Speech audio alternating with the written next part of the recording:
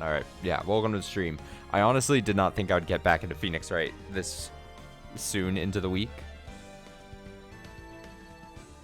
But like a weird siren's call.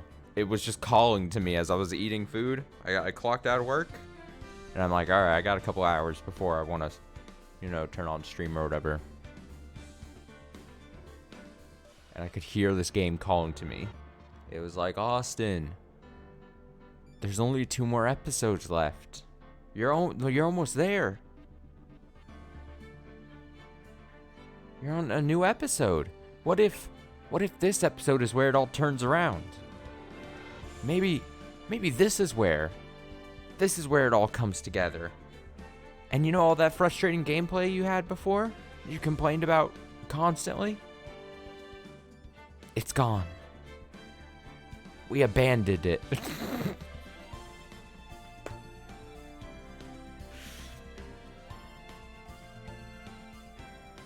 We're on episode 4. I should say, right before click and continue, there was a slight hesitation on me doing this tonight.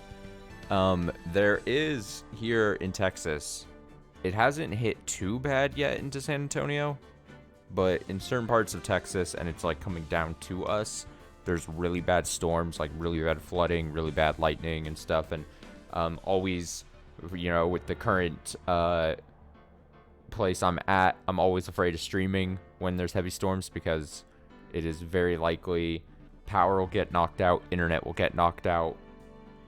A lot of different things that seem to happen whenever there's a pretty bad storm here where I'm currently living. So I'm gonna massively hope that doesn't happen.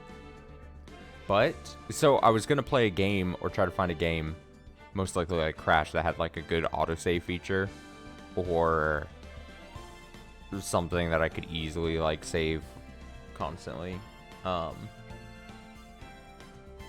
or something that I was only going to play for like an hour. But I think I want to play, by playing this, I want to commit more than like an hour. You know, I want to finish this game before the end of August, which seems ambitious at this point with the pace that I play this game, but that's the goal. So I want to commit more than like an hour. So I will say from the front that hopefully, I'll say this, if my stream gets knocked out, I most likely will just call it a night. So wherever we are, if the stream just cuts out weirdly in the recording, I guess if you're watching this on the archive on YouTube, if the recording just cuts out, I'm not even gonna do work to like stitch parts together. Usually I would do that, especially in a case like this, once I get like stream going. Now, my power or my internet gets knocked out, we're calling it a night. So, also, I probably will be saving frequently during weird parts. So if I'm like saving a lot during like an investigation or something, when I normally wouldn't be saving a ton, that'll explain that. Just get out from the front. All right, episode 4, Turnabout Beginnings, part 1-1, trial. We start with a trial?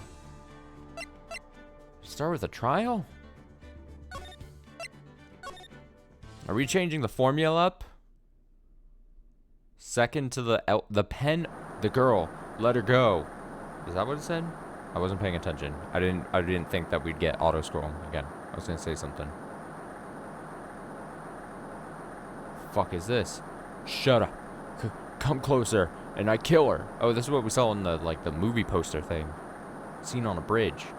Sorry, but you're not going to get the chance. Bang! Dead body in the river. Bang! Oh, it's so mysterious. What? Oh. I'm reading through the file of an old court case. It was the first case of my longtime mentor, Mia Fey. Fugitive data. Oh shit, this is advanced. Terry Falls. Charge kidnapping, murder. Nice picture. Sentence death penalty. Okay. Fugitive movements. After escaping, Falls met with and then murdered Sergeant Valerie Hawthorne. Recaptured on Eagle Mount about 8 hours after his escape. Her very first client was a death row inmate who had recently broken out of prison. That was a whole year before Mia and I ever met.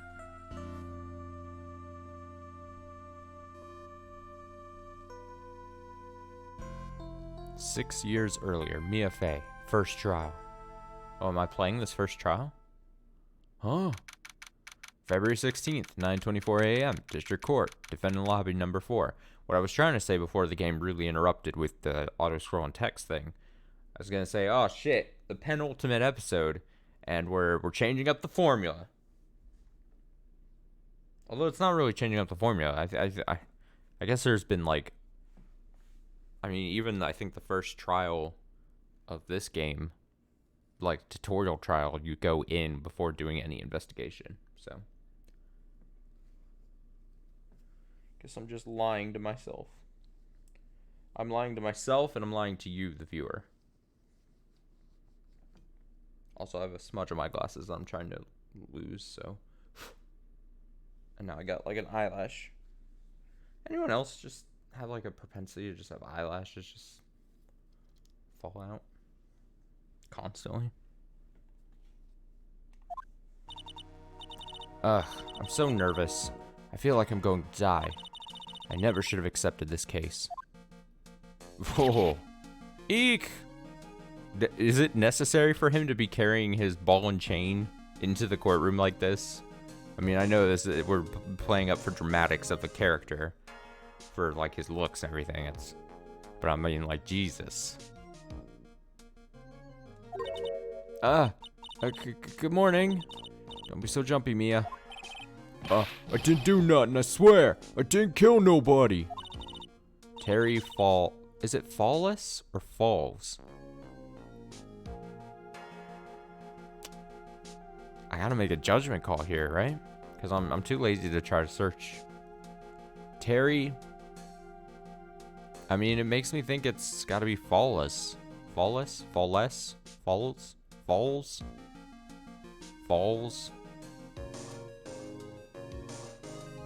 Okay. I'm gonna say Fallis, but I'm saying it right now. If it is supposed to be false, just imagine I'm saying falls. Every time I say falls, just imagine I'm saying falls. And don't say anything about it, alright? My first client. Sentenced to death 5 years ago, and now a prison escapee. Just relax, Mia. Make small talk and try to relax him. So why did you escape anyway? Oogalaga! I'm sorry. Ugh, Oonga Boonga. I didn't do nothing. I didn't kill nobody. I never lie. I didn't escape from nowhere. Maniac just is fucking gnawing on this metal ball. But Mr. Falls, I can't even. Man, the thing is, I would just want to pick away because I can't be like every time I say the name, go both ways and.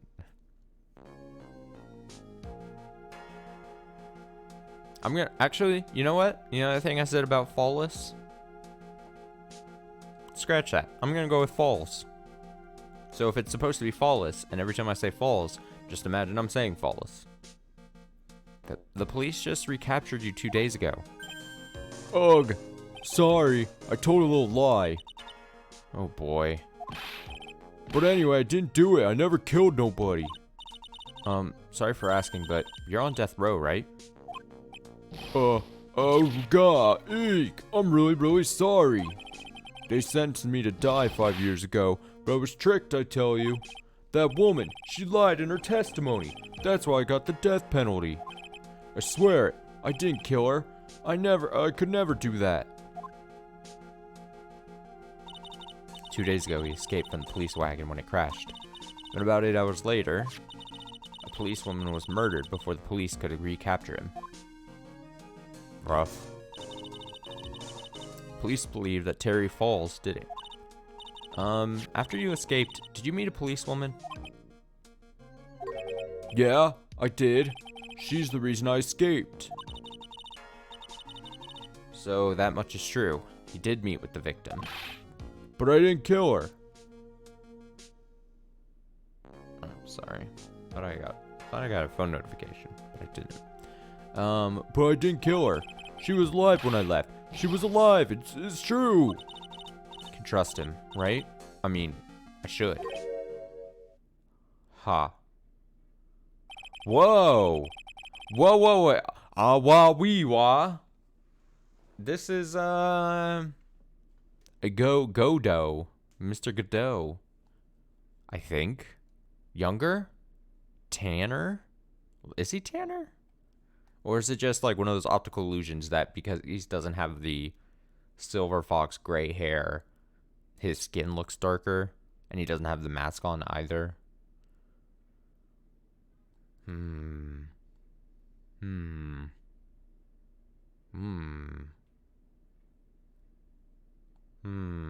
can't tell which design I like more.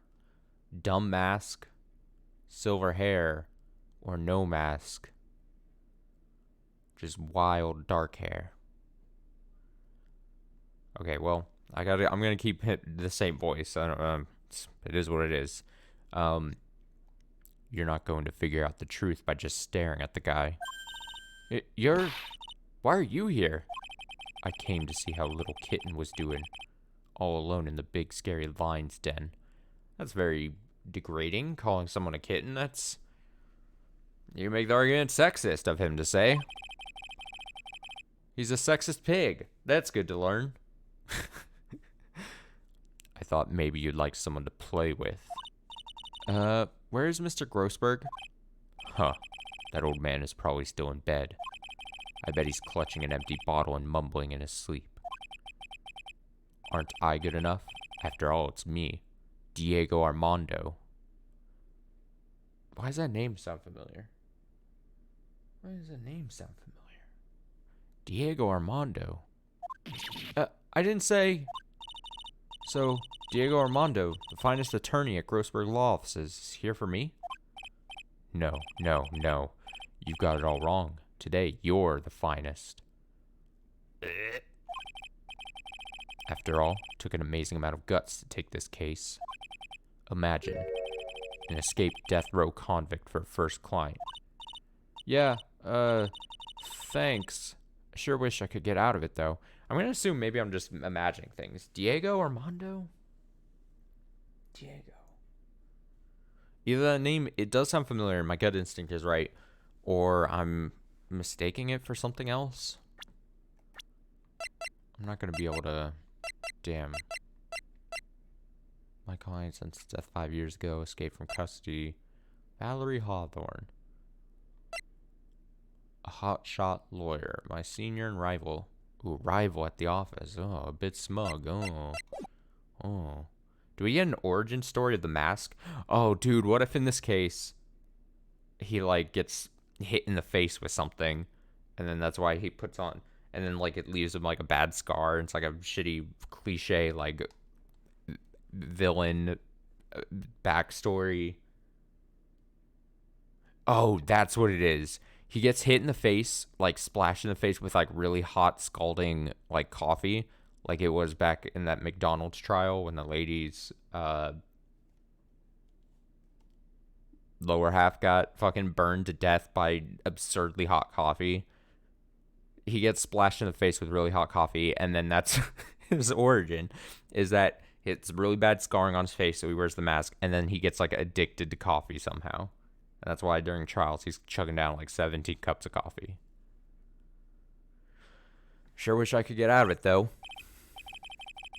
Huh. Relax. I just heard some good news. Prosecutor for today is fresh out of his diapers as well. Really? However, unlike a certain somebody who I won't mention, he's earned the reputation as a genius since beginning his law career. Genius? Well, it's about time to head in, kitten. Sharpen those claws of yours. It's time. Is he gonna be my partner?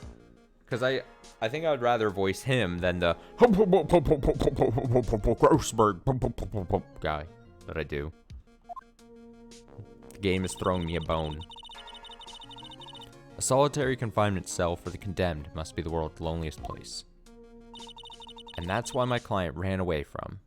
And that's what my client, yeah. Every other lawyer gave up on him, but not me.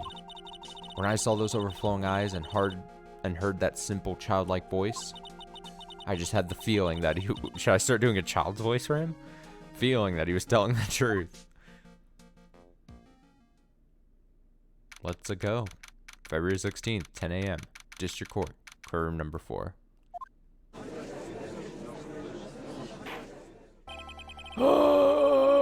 Court is now in session for the trial of Terry Falls.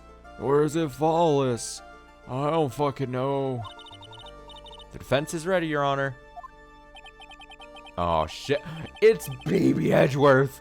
Look how baby he is. Look at they just de-age. It almost looks, I know it's just design, right? But it almost looks as if he was run through one of those shitty like smoothing like baby face app filter things where it just kind of slightly made him younger. But he still has the same like clothing and everything. All right, well, here, this is the true ultimate test now. Now I get to do, I guess Armando is his name. Armando's very deadpan, no emotion, low voice versus Miles. I was saying this in, I think, in the last stream. Miles, edgy, lower voiced, but still edgy and has like an edgy personality. Shadow the Hedgehog voice that I had done for him. Oh, it's been forever since we've had Edgeworth. Oh, all right. All the fans are screaming right now. Here we go. The prosecution has been ready for a while, Your Honor.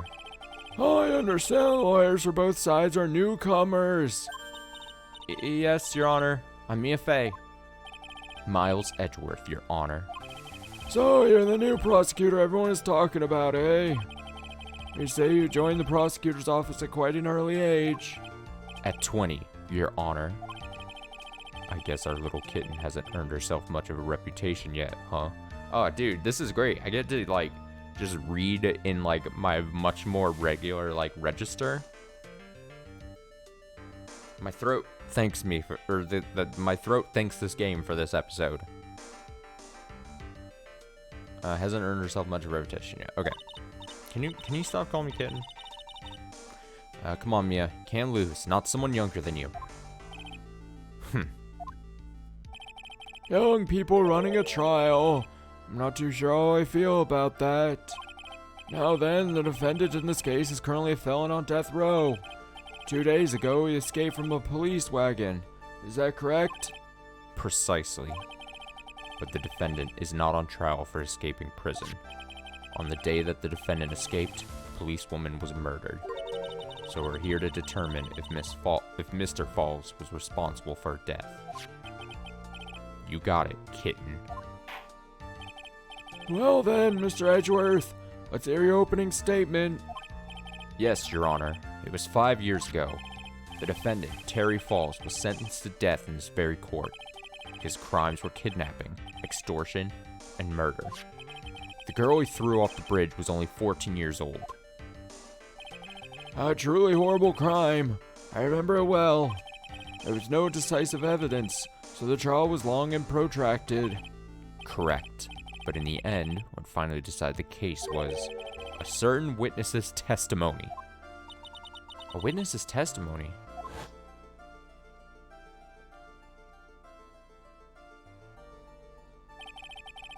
The testimony of Detective Valerie Hawthorne, the person who confronted this criminal.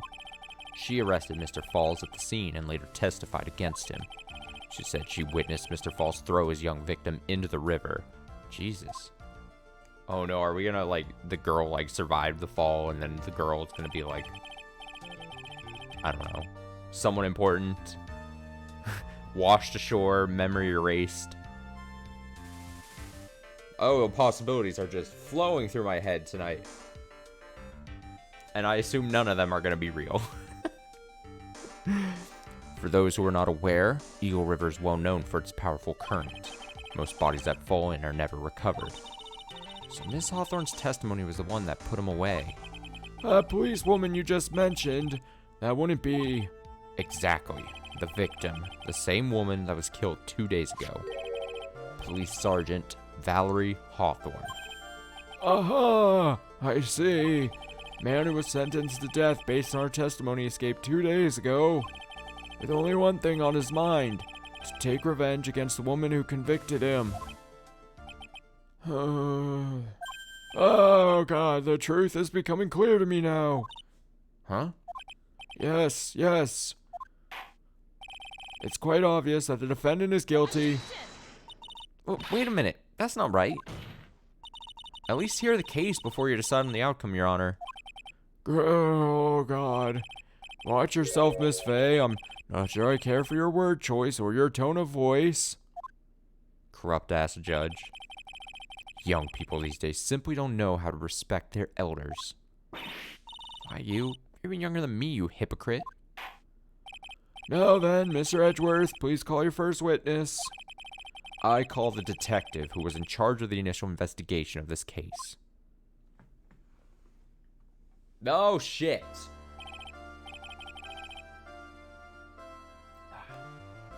Oh, we get to see the origins of Edgeworth and Gumshoe's relationship. Witness, state your name and occupation. Gumshoe. Dick Gumshoe. I'm the homicide detective in charge of the case, sir. I finally got promoted to detective division half a year ago. I don't believe anyone asked you about that. Hey, ma'am, you got any idea how much work it takes? What is it? You're really gorgeous. Excuse me?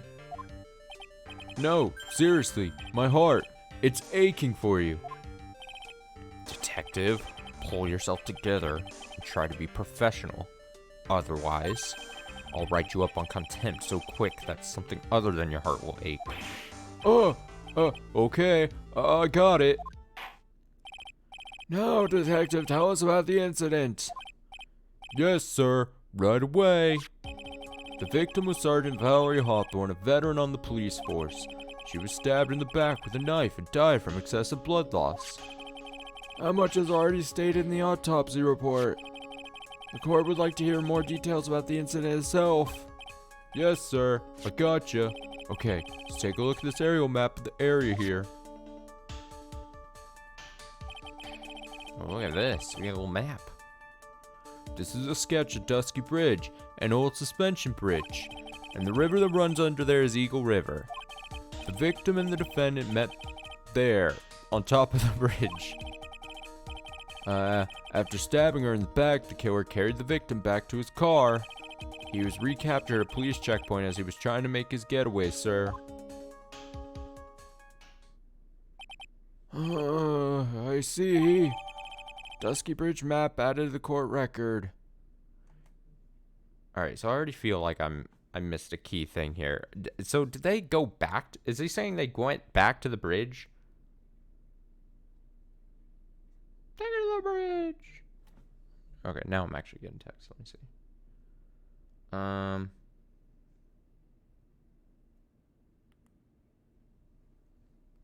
Okay, I gotta respond to this.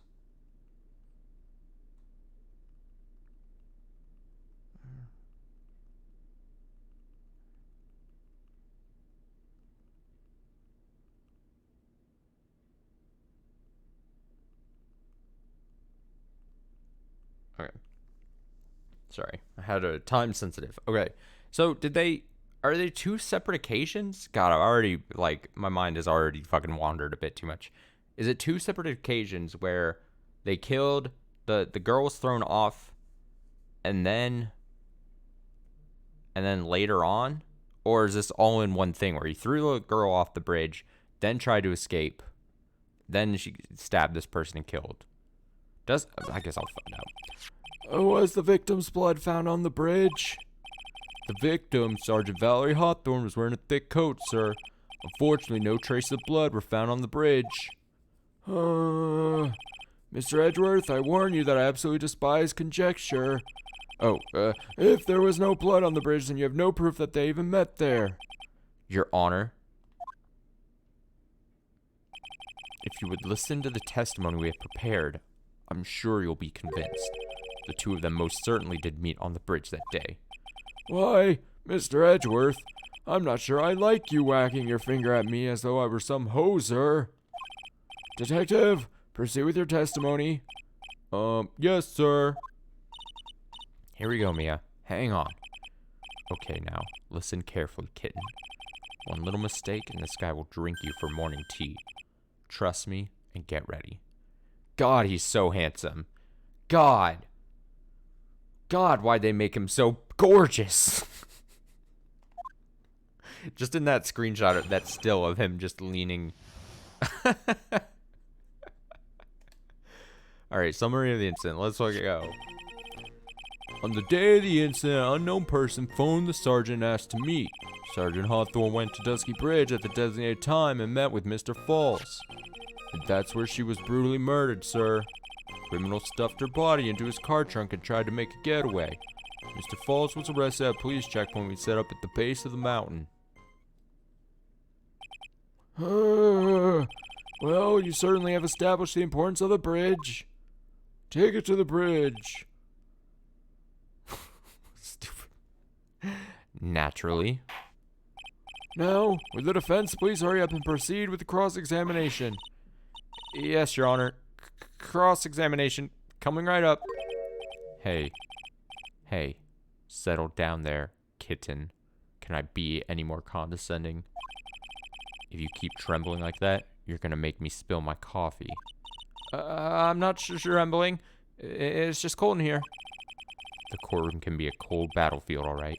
Especially for a beginner. I don't need you to worry about me. I mean, the defendant, the witness. Everyone's a beginner in here. Huh. You got me there. But maybe you should keep your claws out and show them what you got, kitten. It's okay, Mia. Stay calm. Just remember those court procedure videos you stayed up all night, or all last night watching. Alright, here we go.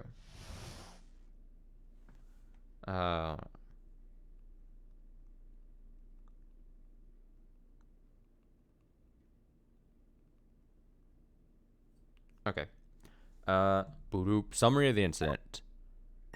On the day of the incident, an unknown person phoned the sergeant and asked to meet. Sergeant Hawthorne went to Dusky Bridge, met Phoenix Falls, and that's where she was brutally murdered.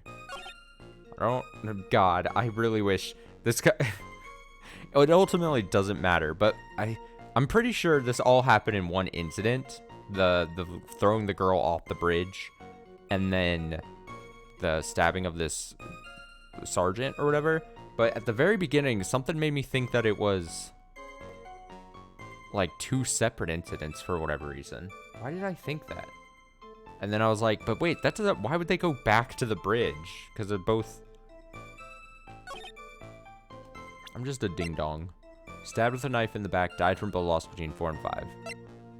Bridge located. Alright, I'm focused. My brain is slowly focusing.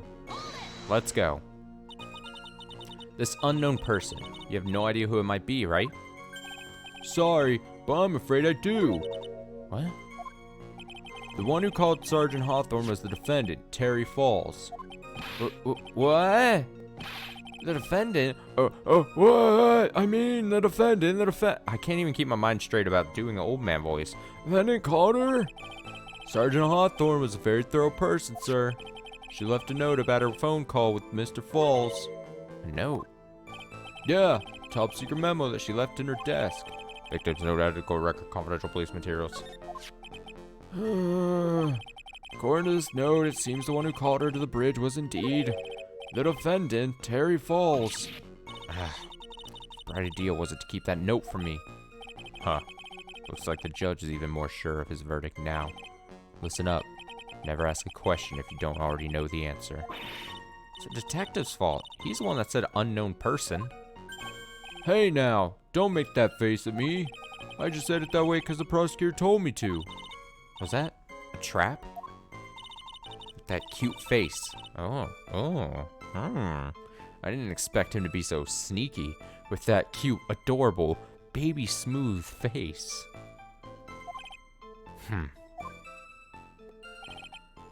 3, 4, I didn't see how many. Okay, 5. A bridge up in the mountains? But why meet there? Because it's a very important place to the defendant, that's why.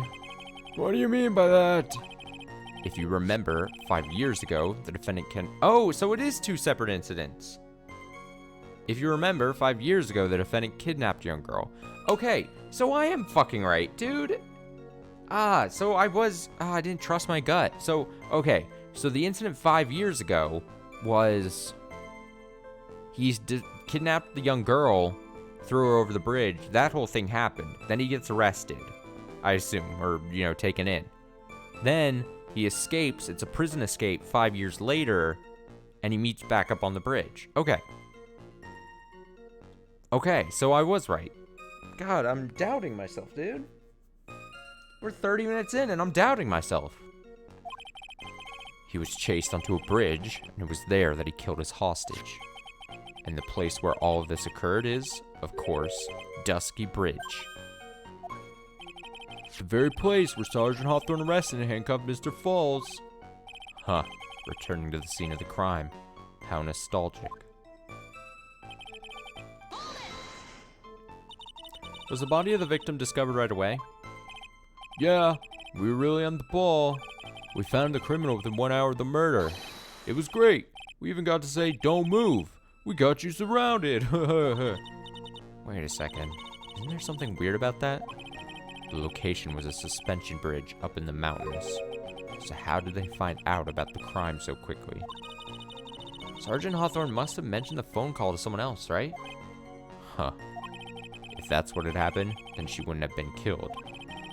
She never mentioned the phone call from Mr. Falls, but she left a note on her desk about it. If only I'd noticed it earlier, maybe she'd still be alive. I wonder why she didn't mention the phone call to anyone. Is this readable? Yes, okay. February 14th, 1:21. Falls, 4:30 p.m. at that bridge. Wear white scarf for identification. Talk to Dahlia. Tell her this time the whole truth must come out. Huh. Dahlia.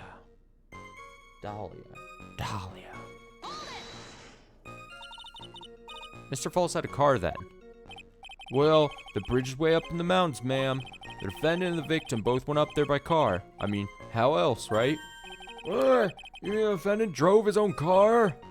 No, of course not. It was stolen. He stole it from a young couple that had been waiting at a red light. Oh, good old carjacking.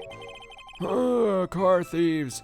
I'm not sure how I feel about car thieves. Is this guy sure about how he feels about anything? This is a photo of the stolen car's trunk. Oh. She was in the poster thing. Naturally, that's the body of Valerie Hawthorne in there. Whoa, that doesn't look too comfortable. Crime photo added to the court record. The victim, she was stabbed in the back, correct? Yeah. Huh.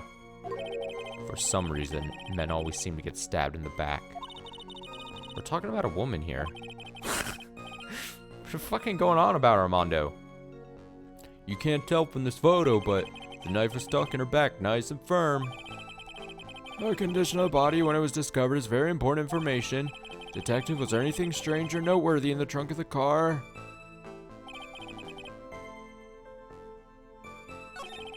Criminal stuffed her body and tried to make a getaway. Oh, so we added a statement. Here's a photo of the trunk, but I don't see anything strange. Do you? Anyway, press. What did the defendant have to say about this photo? What he always says, ma'am. I didn't do it. I didn't do nothing. That's all he says. Nothing. Oh, I love nothing. I wouldn't say he did nothing. At the very least, we know he stole a car.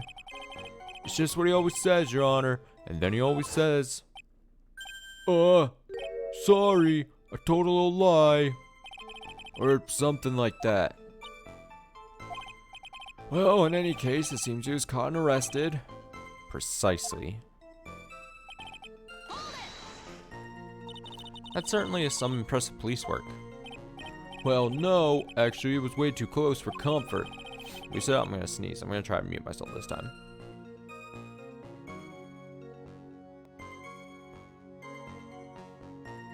And then right as I sneeze, or mute, it doesn't come.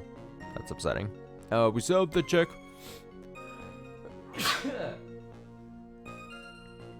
Lame. We set up the checkpoint just after 5 p.m. We figured that Mr. Falls might just try to run. What do you mean it was too close for comfort? The two of them arranged to meet at 4:30 p.m.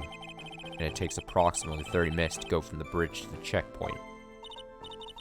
That was kind of close. Any later, Mr. Falls could have slipped right by. Listen up, kitten. There's a big trap waiting for you in that testimony. A trap? Walk into it carelessly, it'll leave more than just a flesh wound. Fun, huh? No, it's not. Well, if you want to have any chance at all, you better get some more information. And if you're going to get caught in a trap, it's best to get caught early. You can always look for contradictions afterwards. The ever-famous contradictions. Sure hope I can find some of those. Okay, so I'm gonna say it's probably... And then there's...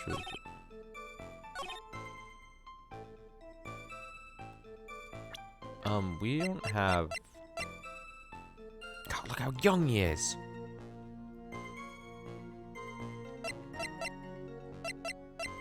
Everyone in this chapter is handsome as shit! Sorta. Okay, so we got... Phone the sergeant and ask to meet.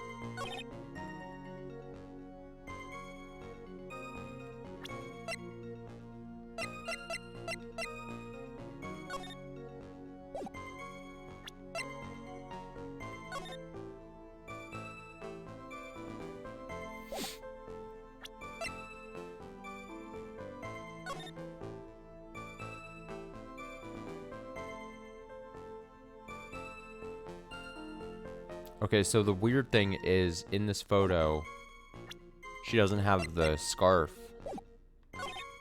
Is that what it is? That she talks about wearing, right? Shit, that's not what Wear right. I'm gonna assume this is what the game wants to do. Hell yeah, dude! Witness?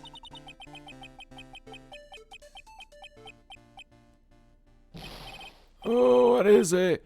Do you have something to say, Miss Faye? I'm sorry. I totally forgot what I was going to say. This is the first time I've ever had to actually address someone like that. Should have practiced before coming to court. Honestly, Miss Faye, I'm not sure I like this. Say there, little kitten. Want a piece of my coffee candy? Candy? Well, you're still too young to be drinking real coffee. Come on, Mia, shake it off. You're a lawyer. Detective? Yes, ma'am. A lot of voices.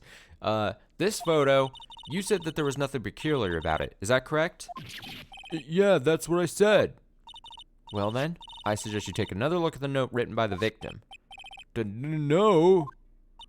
It very clearly says wear white scarf for identification. The caller must have forgotten what the victim looked like. Thus, this special request. I have one very simple question for you, detective. Where's the white scarf? Can't seem to find it in this photo. Well, to be honest, we didn't find it in the trunk, ma'am. And you stopped there? Should have looked for it. Ugh,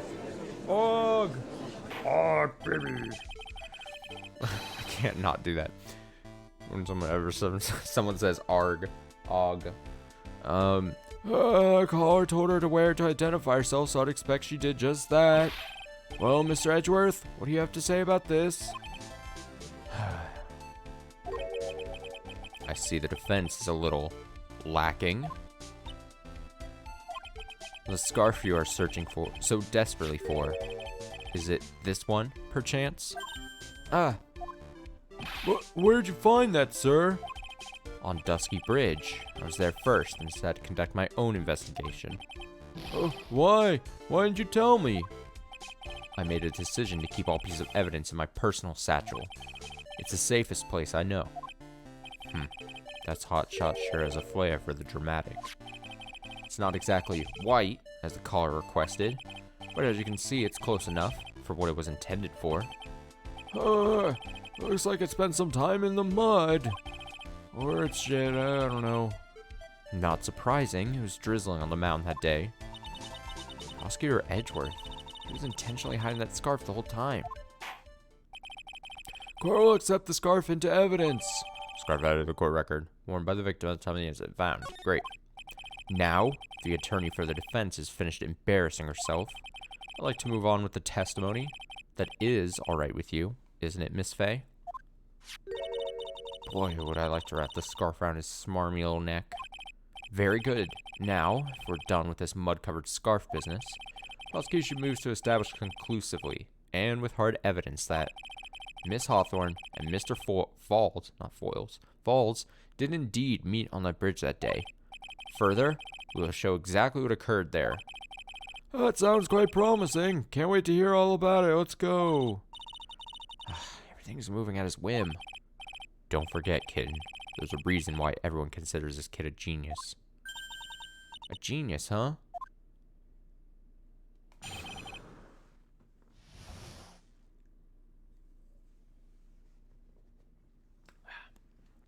Sorry.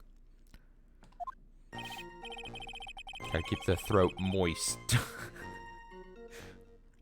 Actually, there's an eyewitness who was there when the incident took place. This photo was actually taken by the witness. Shows the Vic wearing the scarf, sir. It was drizzling that day. Fortunately, it's a little hard to see what's going on. Anyway, criminal shoved the victim down from behind and stabbed her in the back. That must have been when the scarf fell off. Looking at this photo, you really get the sense that this bridge is very high up. It is about a 40-foot drop from the bridge to the Eagle River down below. Mr. Edgeworth, who took this photo anyway? Let's just say that it was a well-intentioned third party. Potential witness. So why isn't this person in the courtroom? Well, they said they absolutely did not want to testify. I don't think that's the person in question is very delicate, Your Honor. Besides, as long as we have this photo, we see no reason to compel them to testify. I'm not sure how I feel about that. When is the photo added to the court record? So, as you can see, Terry Falls had both the motive and the opportunity. I think it's quite clear at this point what happened on that bridge. Truth is becoming clear to me now. Huh? Yes, it's quite obvious. He's clearly guilty. Not again. It's not fair. I haven't even done my cross-examination yet. Oh, God. What do you mean, What do you mean, oh, God?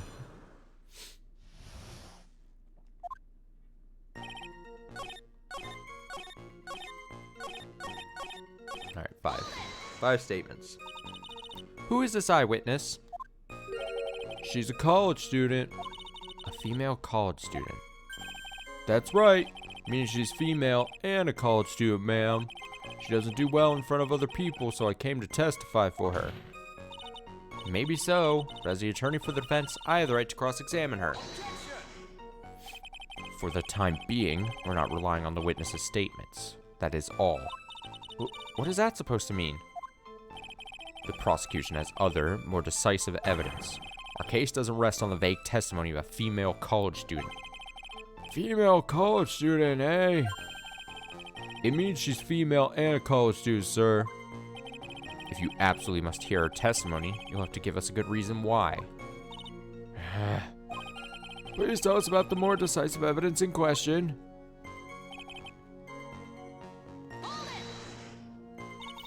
The victim is wearing a scarf in that photo, alright. So, about the witness who took this photo. What was this person doing all the way in the mountains? She was taking photos of wildflowers, apparently. There are many unusual types of flora on that mountain, Miss Fay. People in the area say it's because of the spirits that live there. Spirits? How'd you mention it? This photo, this cloudy fog-like thing. Is it a ghost? Oh, I don't believe it. No, Your Honor, no. I don't think it's a ghost. It's not how it works. Fucking idiot. Drizzling, huh? That's right. There was a light rain coming down. Whole place was dreary. but not as dreary as the mood that's in the courtroom right now. Ha ha ha.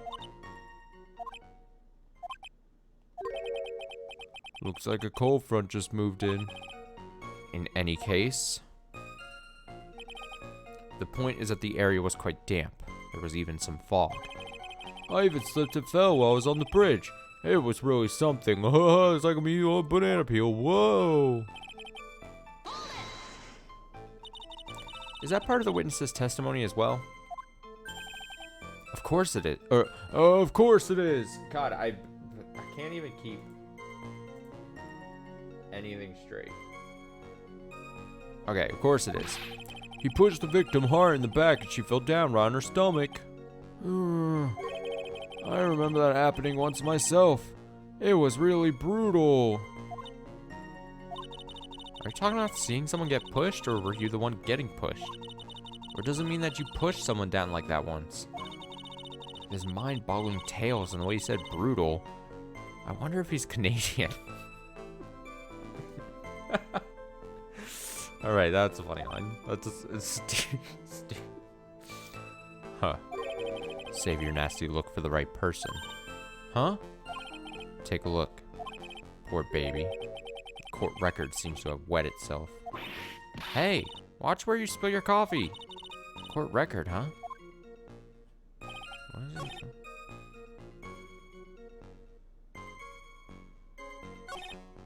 What does he mean by that? What does he mean? The criminal shoved the victim down from behind and stabbed her in the back. Oh, it's probably like, how did he get behind her? If they're facing, if in this photo they're facing like this, how did he get to her back? I assume that's what it is. I will press on this final statement just to be clean about it. So in other words, there was a struggle between the criminal and the victim, huh? That's what the witness said. Well, it looks like she didn't remember about the scarf.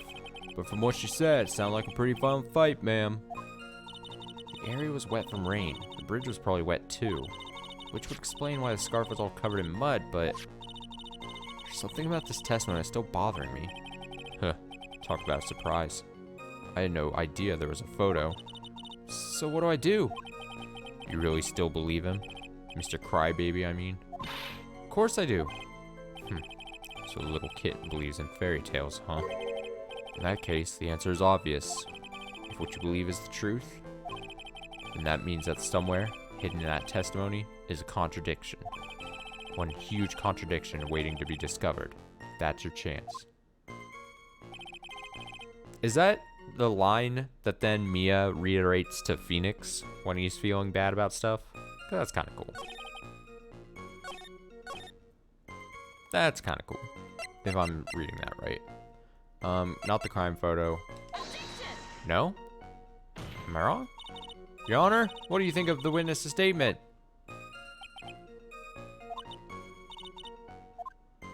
Oh wow, I already...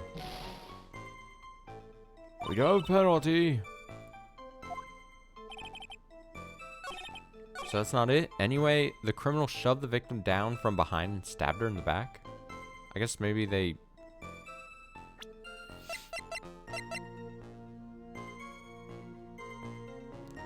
Stabbed with a knife in the back, so that's not contradictory.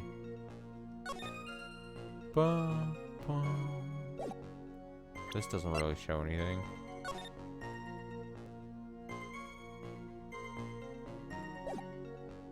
I don't know what the second half of this note means.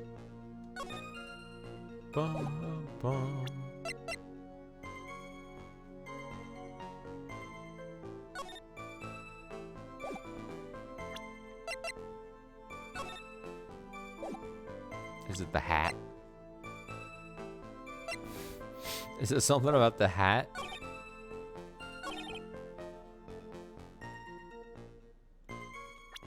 I mean, I could save it, and also I forgot I'm supposed to be saving it while we're doing this because of my power cut. Let's try this because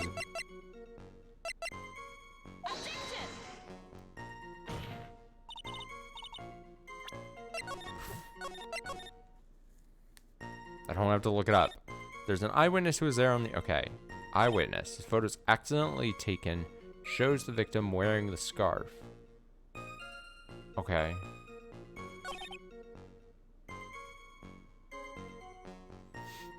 It's a little hard to see what's going on. Anyway, the criminal shoved the victim down from behind and stabbed her in the back.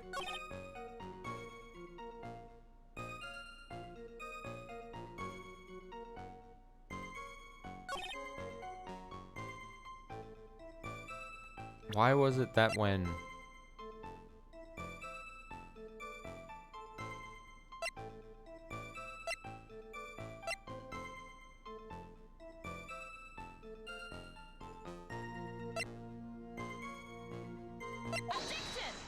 This was just a guess.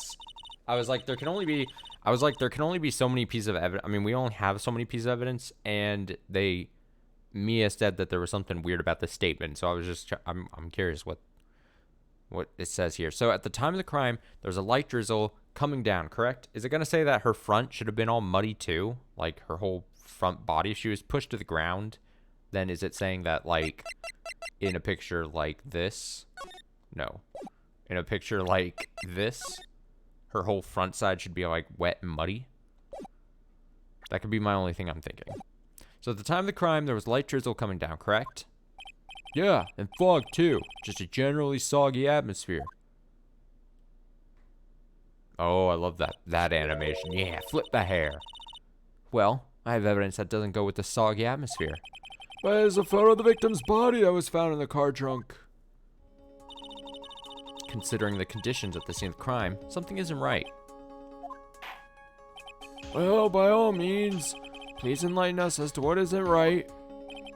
What is it about this photo of the trunk that doesn't fit with the conditions that day? There's general body position. Present. Naturally, the answer is right here. The victim's coat. As far as I can see, there's nothing strange about it. That's exactly what's strange. Recall the testimony. What were the conditions on the bridge that day? It was drizzling and foggy. Dusky Bridge was all wet. If the victim really had fallen down on her stomach on top of the bridge, then the front of her coat should have been covered in mud. Oh. That's exactly right. The other day, I fell on a muddy street and my gorgeous playoff beard was befouled. Jesus. I do admit that the crime scene was quite wet that day. However, that doesn't mean that the top of the bridge itself was muddy. If your honor had fallen in the shower instead of on a muddy street, your glorious hockey beard, pride of the legal league, would be wet but not muddy. Fortunately, I've yet to test that. Still, your point is well taken. Can you prove that the surface of the bridge was muddy that day? The surface of the bridge? Huh? Huh. A real man wouldn't stand for a taunt like this. Neither would a real woman, you fucking pig. Of course I can. Is it just the muddy scarf? Here's the evidence that proves the surface of the bridge was muddy. Huzzah! The evidence is this scarf. Ah! It should be obvious. If the scarf fell onto the bridge and got this muddy, it means that the bridge was obviously covered in mud. Ugh, no, can't be outwitted by this novice bimbo. Alright, Jesus, Edgeworth, calm down. Hey, same to you, buddy. Yeah, call Edgeworth a bimbo. That's right.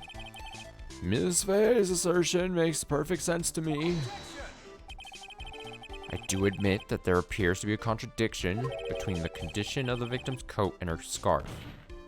However, the real question is, why is there a contradiction? Huh? For every contradiction, there exists an explanation. Let's look at what the explanation in this case may be, shall we? Alright. It's not like he's really giving me a choice here. Huh.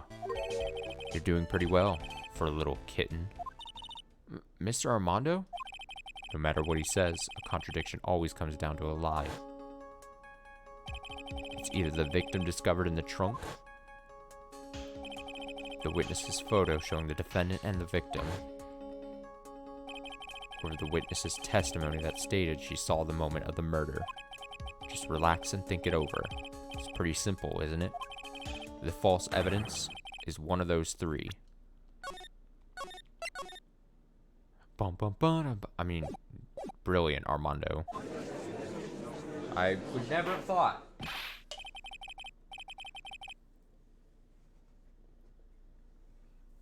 Huh, what you said just now, I'm not sure I like that. It's like he's trying out a new catchphrase. I don't know how to feel about that. I'm not sure I like that. Ha-cha-cha. That wasn't me, Your Honor. It was a coffee aficionado over there that said it. This court is not in the habit of accepting false evidence, you know. Blame it on him, Your Honor. He's the one trying to slip false evidence into court. But we won't let him. We'll expose his evidence as the flimsy scam it really is. Yes. The false evidence in this case is the... I mean... It's probably not the body in the trunk, right? But if he's trying to... false evidence...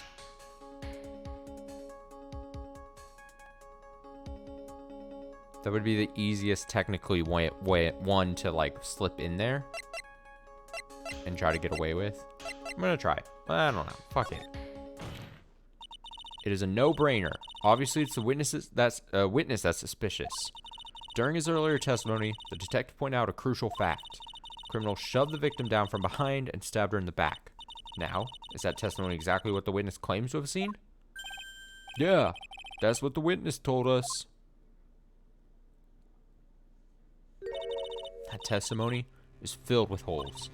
After all, the victim's coat isn't dirty at all. That's true. Huh. It's not just true, it's the truth. If there was a truly decisive witness in this case, I'm certain that boy Wonder over there would have caught them in the first place. Your Honor, the defense requests to cross-examine the eyewitness. Testimony presented so far is not only vague, but contradictory as well. Well, Mr. Edgeworth, it appears I will need to hear from your, mystery... Why was I reading that as mystery, like an N? A witness after all. You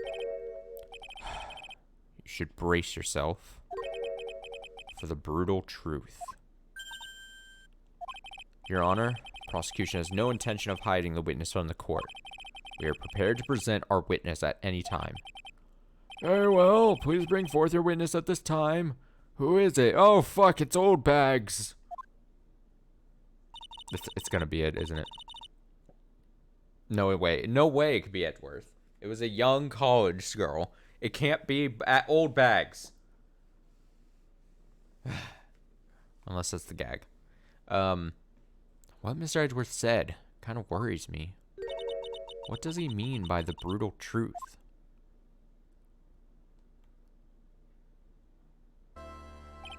Now, let's proceed with the testimony.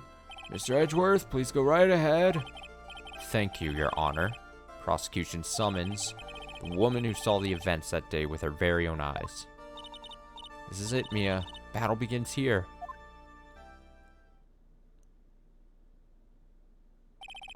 Witness, what is your name and occupation? Oh, shit! Oh, fuck! Oh, shit! Oh, my God! Wait, isn't her name Dahlia? Shouldn't I have pieced this together back? Because I read... What was it? What's this fucking thing? The Dahlia thing. And the name Dahlia sounded familiar. And then I was like... In my head, I didn't say it out loud. But I was like, Dahlia sounds like... Wasn't it? Huh. Everyone is so silent that I can hear their hearts going pitter-patter. Oh. When I look at you, how can I put it? Oh, God. You look as... Ew!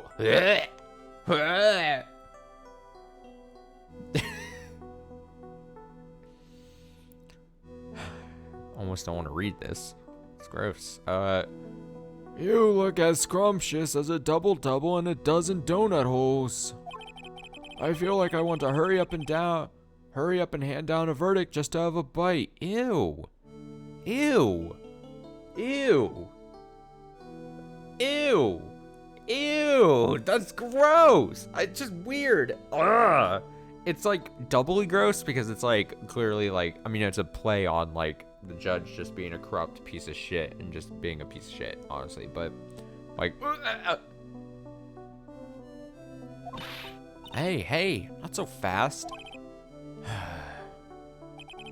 As I said before, this witness is very sensitive and delicate. Oh, shut up, Edgeworth. I would ask the court to please exercise care when addressing her. Yes, indeed. Thank you, Mr. Edgeworth. You are a true gentleman. Miss Fay, you could learn a lot from this man. If he's such a gentleman, he sure doesn't act like one to me. Sir?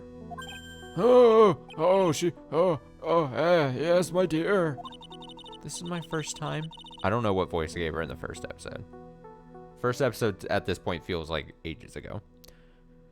So I'm just default gentle girl voice. So I'm sure I'll make a lot of mistakes. Anyway, I just wanted to say I'm sorry for all the trouble I might cause. Oh, not at all. It's no trouble at all. Now then, may we please have your name and occupation? My name is, Melissa Foster. Nope, that's not your name. Because her name's Dahlia, right? Unless I'm going insane. Is this where I go insane? Dahlia, right? Talk to Dahlia, tell her this time the whole truth must come out. Her name was Dahlia, right? See, I would love to, like, look it up to confirm my suspicion, but, like, I'm afraid I'm gonna see, like, a spoiler or something. But her name was Dahlia. Huh? Plus, she's hesitating. She says, my name is, Melissa Foster, so. I don't remember her name being Melissa Foster in the first episode.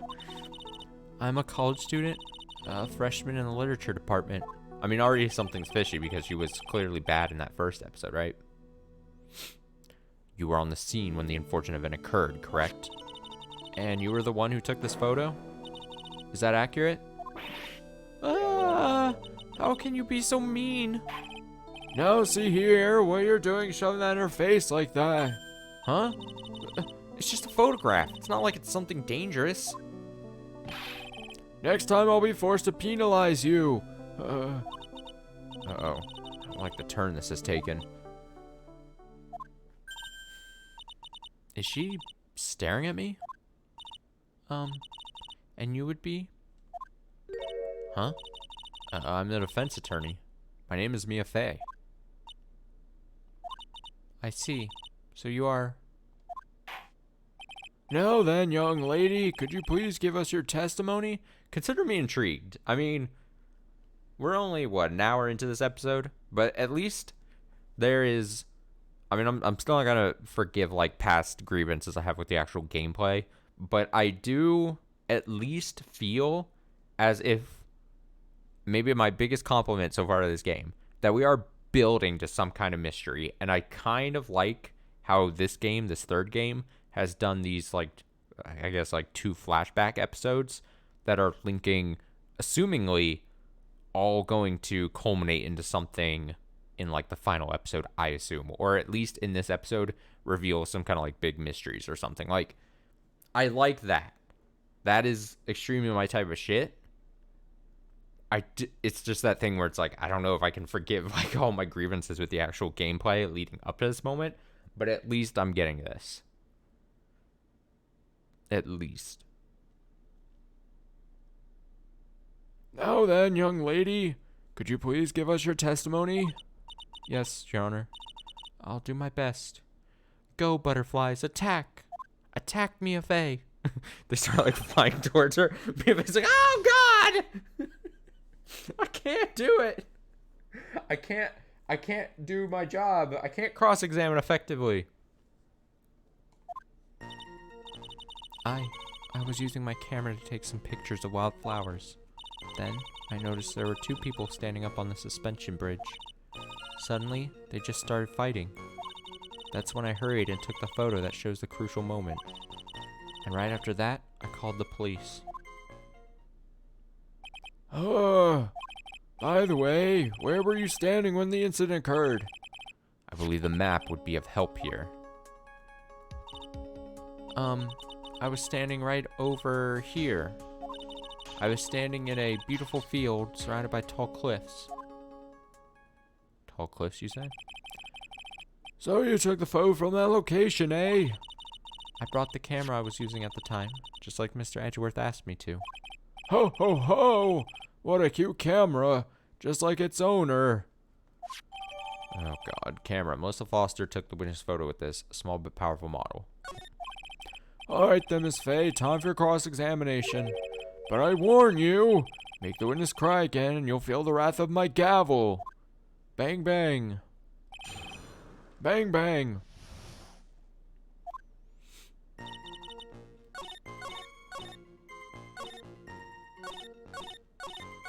Okay, I'm just gonna call it right now. I could be massively wrong, but the way they put, where's the map? The way they put this map and then put her next to where it says Eagle River, and then she specifically said that there was tall cliffs, and then you can see there's a thing, like a cliff kind of like thing dividing her view from the thing directly above it. There's something in me that immediately goes, oh, that's gonna be like a thing. So just put that in your back pocket, you know? That's what I'll say. That's me putting my thing in the back pocket. I can't speak. God, it sounded like I was having a stroke right there. I could hear myself go, back.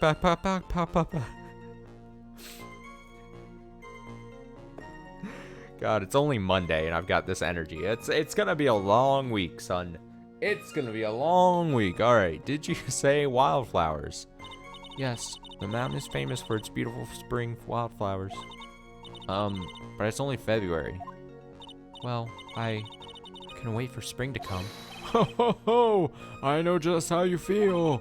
It's just like when I first started growing this glorious beard of mine. Just couldn't wait, so I wore a dyed blonde Santa beard until mine grew in properly. Would you mind if we got back to the facts of the case, Your Honor? Was there anything strange about the two of them? I'm a bad girl. I know I am. It looked like they were having a real serious conversation up there. So I decided to watch them, like some kind of peeping Tom. No, not at all. Everyone's like that. I love watching other people fight too. In fact, I can't get enough of it. Actually, that's why I took this job in the first place. Too much info, Your Honor. In any case, it's perfectly natural for you to have kept watching them, especially dressed as they were. Well, anyway, I was watching them very closely. Do you have any idea what they were fighting about? Huh? No, I have no idea. Why do you ask that? Oh, I just thought that maybe you overheard what they said.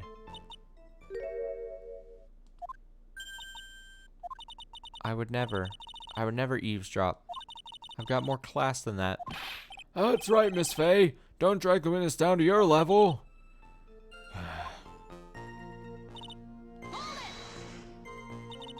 Why did you take a photo? Well, the two of them were really going at it. Ever since I was a little girl, I always wanted to be a news reporter. I guess that part of me just kind of took over. Smells like a lie to me. Yes, I understand completely. Even now, I can't completely abandon my boyhood dreams. So use my grandson to test my comedy routines on. So he wanted to be a comedian, huh? Not that it has any bearing on this. All I could do was to use my camera, so I took the photo of the crucial moment and gave it to the police. And right after that, I called the police. You called the police? Yes, because it looked to me like the murderer was going to try to escape. We were already moving before the call even came in. Thanks to the victim's note, we had already started our operation. That was certainly tough luck for the criminal, eh?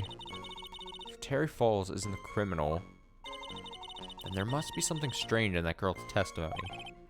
Be careful, kitten. Oh. That girl has the judge wrapped around her little finger. You're going to have a tough time poking holes in that testimony of hers. You're going to have to come up with something really good, Mia. Okay, I was using my camera to take some pictures of wildflowers. Flowers, okay. Sure, I believe it. Then I noticed there were 2 people standing up on the suspension bridge. Keep checking the map. Okay. Can she even get a good angle of, like, the people on the bridge at this point? Well, I mean, she must have if she took this picture, right? Oh. No, if she took this picture, right? She would have to have seen it, but... Suddenly just started fighting. That's when I hurried and took the photo that shows the crucial moment. And right after that, I called the police.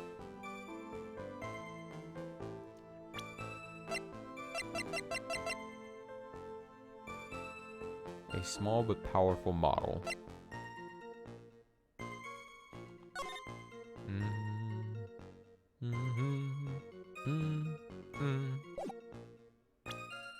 Part of me is like, she says that's when I heard and took the photo that shows the crucial moment, but it's not the crucial moment, right? That sounds like quite the... it's a bit stretchy, but I'm willing to try it. I think I'm wrong.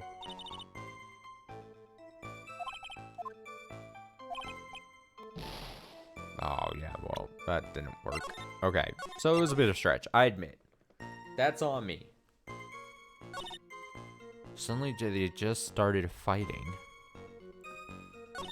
Then I noticed there were 2 people sitting on the suspension bridge. I don't know where this goes. What am I supposed to do?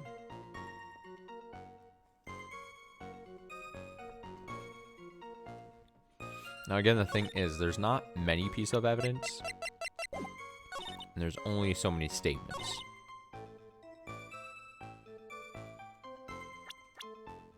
This isn't going to be a dumb profile thing, is it?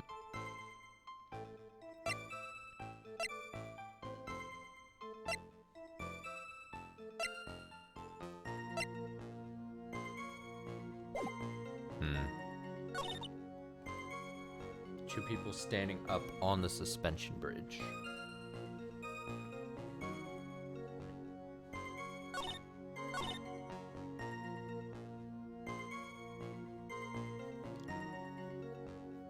Ba-dum, bum, bum.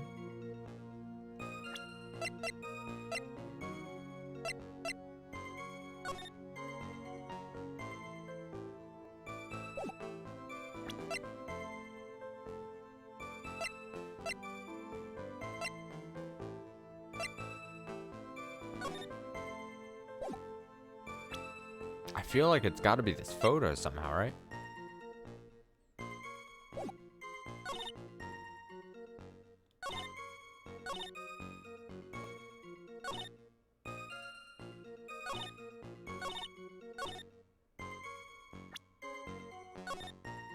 Let's just save and try a couple stabs. I'd rather, if I can help it, not have to... Nope. If I don't have to look it up, but, I mean... Alright, I tried the photo, I tried the camera.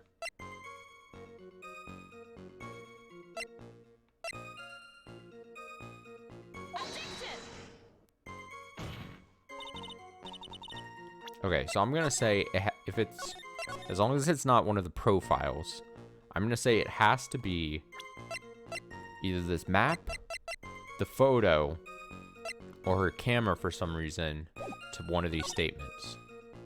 You know what I mean?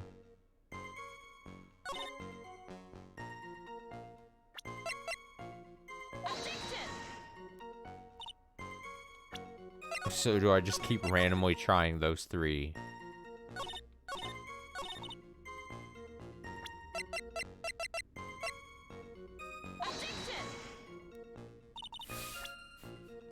This is fun, right? This is fun watching me do this.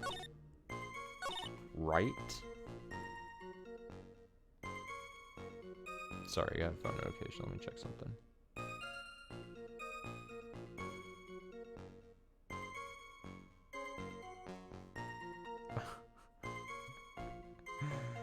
Oh, God. Alright.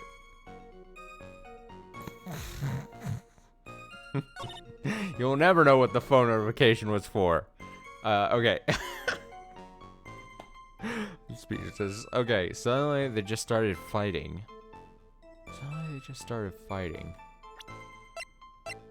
Map? Wouldn't make sense. Photo? Wouldn't make sense. Camera?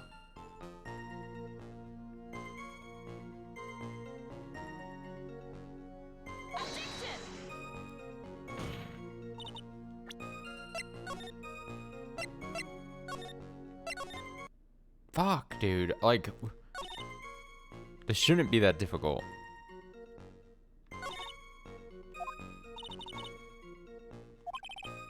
Oh, we've already read this, right? Alright, I'm gonna have to just look it up. Fuck it. Fuck it. I don't know, man.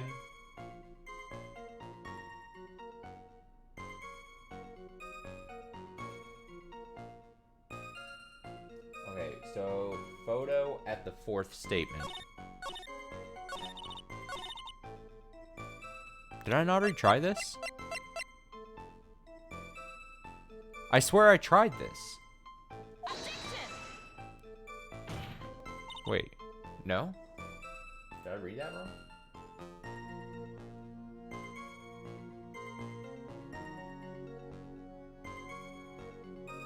Wait, why does the guy said this is correct?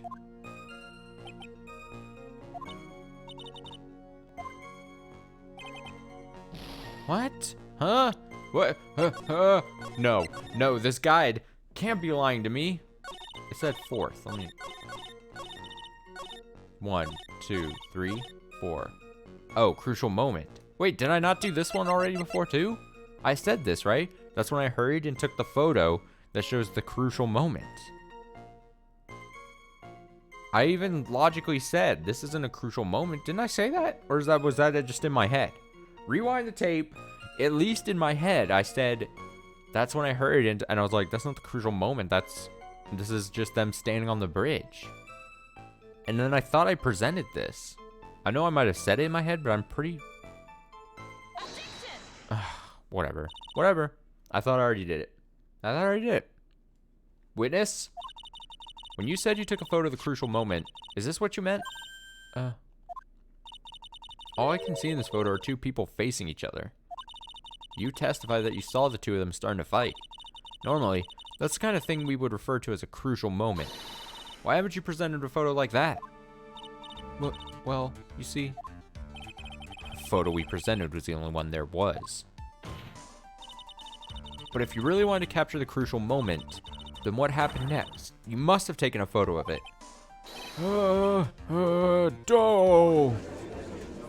Dory. My apologies, young lady. But Miss Faye's assertion is not without a certain amount of merit. He can certainly downplay a situation, can he? I'm sorry. I'm a very bad girl. I used it all up. In film, I mean. You ran out of film? This photo was the last one. What? Unfortunately, that is the truth. I personally examined all the photographs you took that day. All the other photos are of the witness herself playing among the wildflowers. Witness herself? Then who took the photos? Well, you see, my camera has a timer feature built into it. So, you took photos of yourself? Self-photos? I remember taking some photos myself once too. Please, no details. It seems that Miss Faye's assertion was not so decisive after all. Wait, just a minute. Well, she had no film left. She couldn't very well take more pictures, eh? Miss Foster, perhaps then you could tell us about a different sort of photo. Photos of the incident that you took with your very own eyes. Mr. Edgeworth, you're quite the poet. Very well then, let's get back to the cross-examination. Let's hear your thoughts on the fight that you witnessed. Yes, Mr. Judge. Boy, this guy's really a sucker for sweet talk. Huh. It looks like the other kitten in the room is the one that's getting all the attention. Yeah, it's sickening. I love his trademark line. Ha. 3 dots. Exclamation.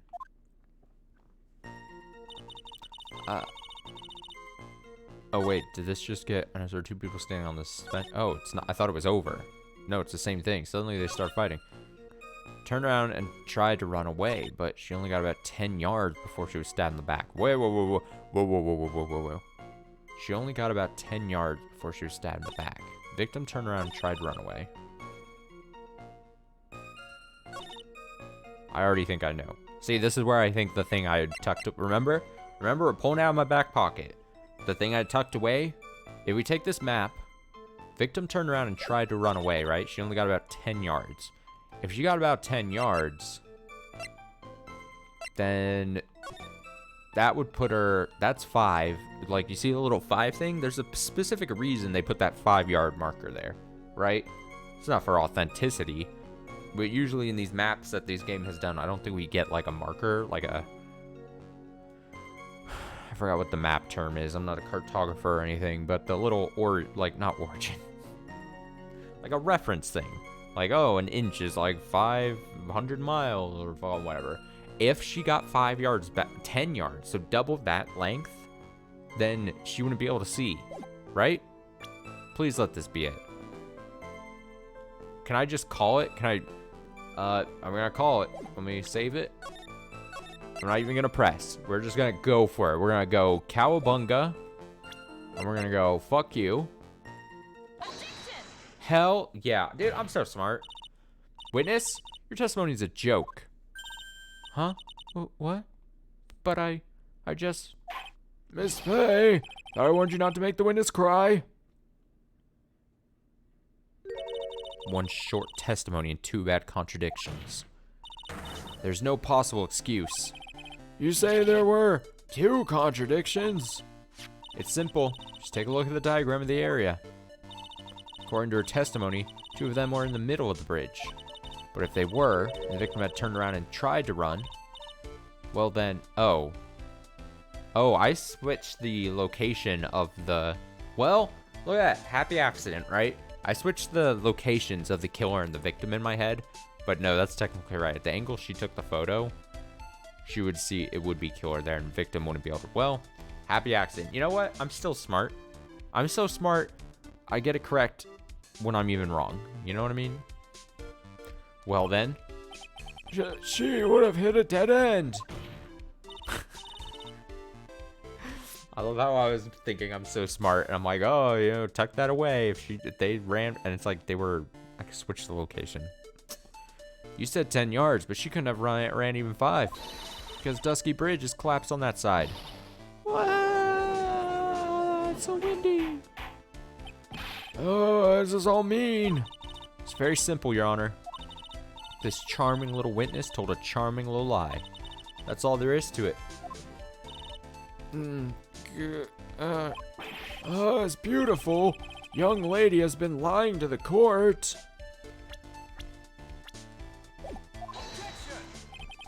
Just a moment, Your Honor.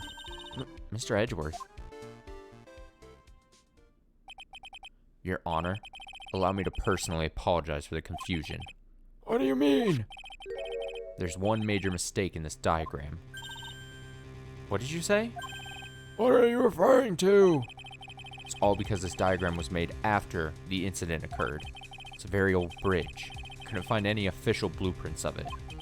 So you're saying... I'm saying that even though the bridge is currently in disrepair,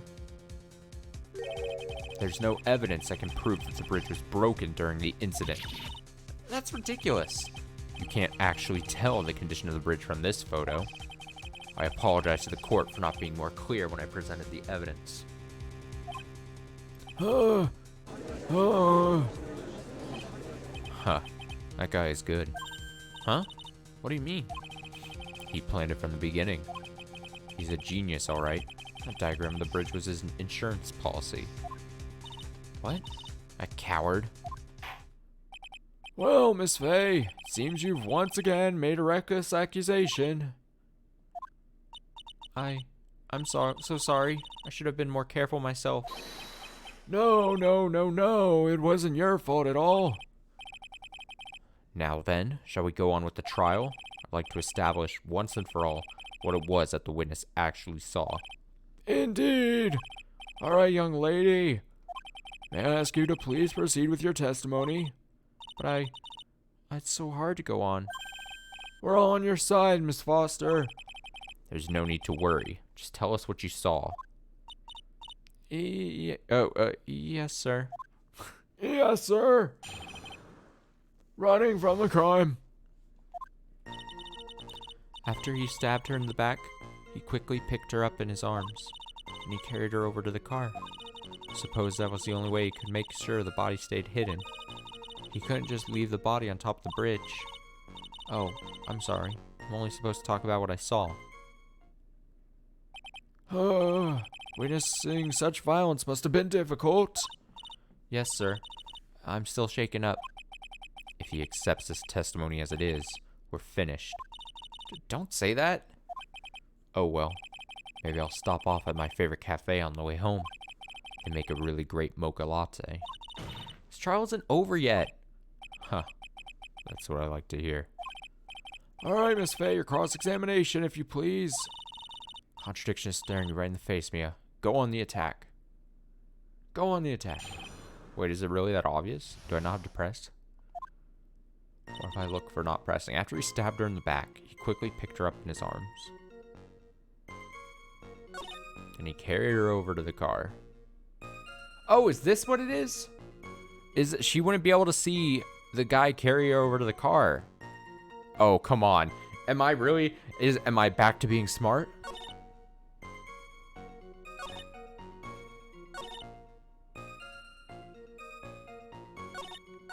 Do I just go for it? Do I just go for it? Do I now shoot my shot here?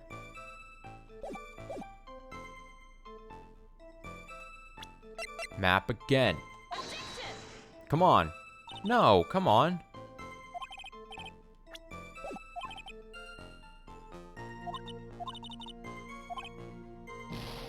Come on. She couldn't see the person. I mean, I'm just guessing, right? I guess I'm just guessing that, like, she can't see over the cliff thing. Whatever, I'll press the statements. Let's go. Are you saying that the victim didn't fall down on the bridge? Actually, maybe she did fall. Of course she didn't fall down on the bridge. If she had fallen down, this photo wouldn't make any sense. If that was the case, her coat would have been all muddy. If you don't mind, I was asking the witness.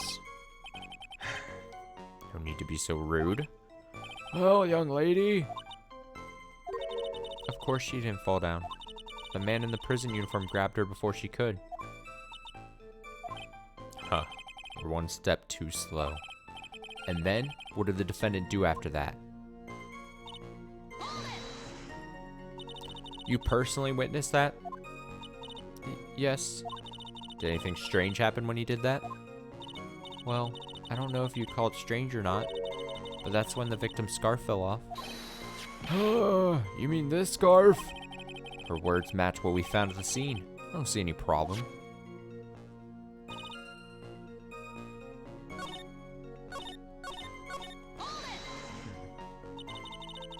You mean the defendant carried the body all by himself? Yes. Considering the size of the defendant, I don't think it would be difficult. Yes, but let's remember they were on a narrow bridge that was ready to collapse. Is it even possible for him to have carried a dead body in a bridge like that? Well, fact of the matter is that he did. That kind of talk is just silly. Wow, why do you get so emotional all of a sudden? Miss Fay, if you think there's some other possibility, please share it with the rest of us.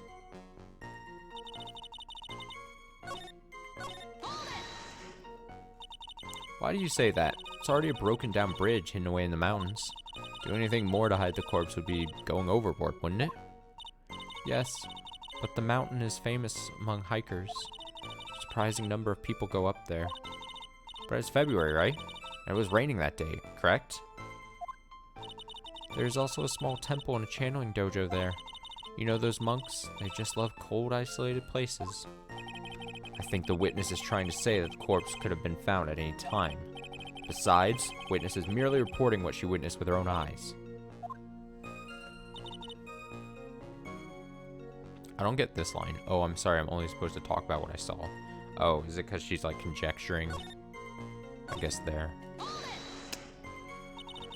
And you're absolutely certain it was my client who was carrying the body. Well, he was wearing a prisoner's uniform, but as for his face... So you're saying you didn't get a clear look at his face? Well, they were far away and it was raining as well. I thought I was only supposed to say exactly what I saw. Excellent! You're a remarkably honest young woman! Somehow this testimony's bothering me, but what? Hey, kitten, have you ever put salt in your coffee? No. Why would I? Why not? Huh? It may actually go better with coffee than sugar, right? Listen, my point is, if you're not sure, you might as well add a ton of salt to it. It might bring out the rust in something, like a piece of evidence. He's right, Mia. Go present something. You got nothing to lose except the health. By the way, I wouldn't put salt in my coffee. The two didn't go well after all. I love Armando now all of a sudden. Alright, after he stabbed her in the back, he quickly picked her up in his arms. I'm gonna say that that's fine. Then he carried her over to the car. I suppose that was the only way he could have made sure the body stayed hidden. He couldn't just leave the body on top of the bridge. Well, no, he could shove him off, right? I mean...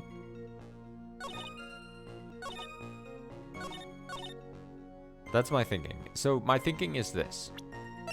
We look at this map. We look at this map. Also, who took this photo? Oh, I guess... They probably took it after they found him. It's not like they took it... The photo was taken right as he shoved it in the trunk.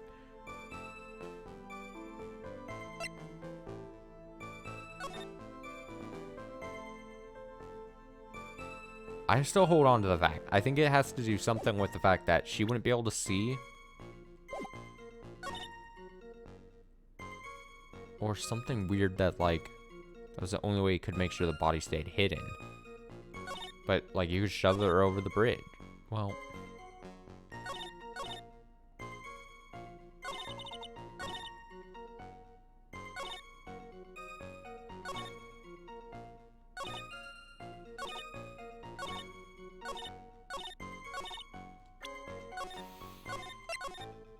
I'm so determined to make this fucking map be that she can't see. Because look at the map. Look at this thing. She can't see this. The car is so perfectly positioned behind a thing. Like, it's almost so intentionally... We're going to put the car behind this thing where she was apparently standing so that she couldn't... I'm so convinced. I am so convinced.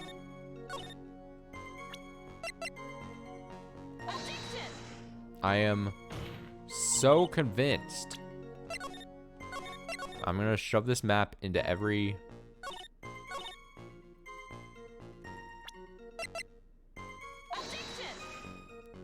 onto every statement. Wait, what was happening? Okay.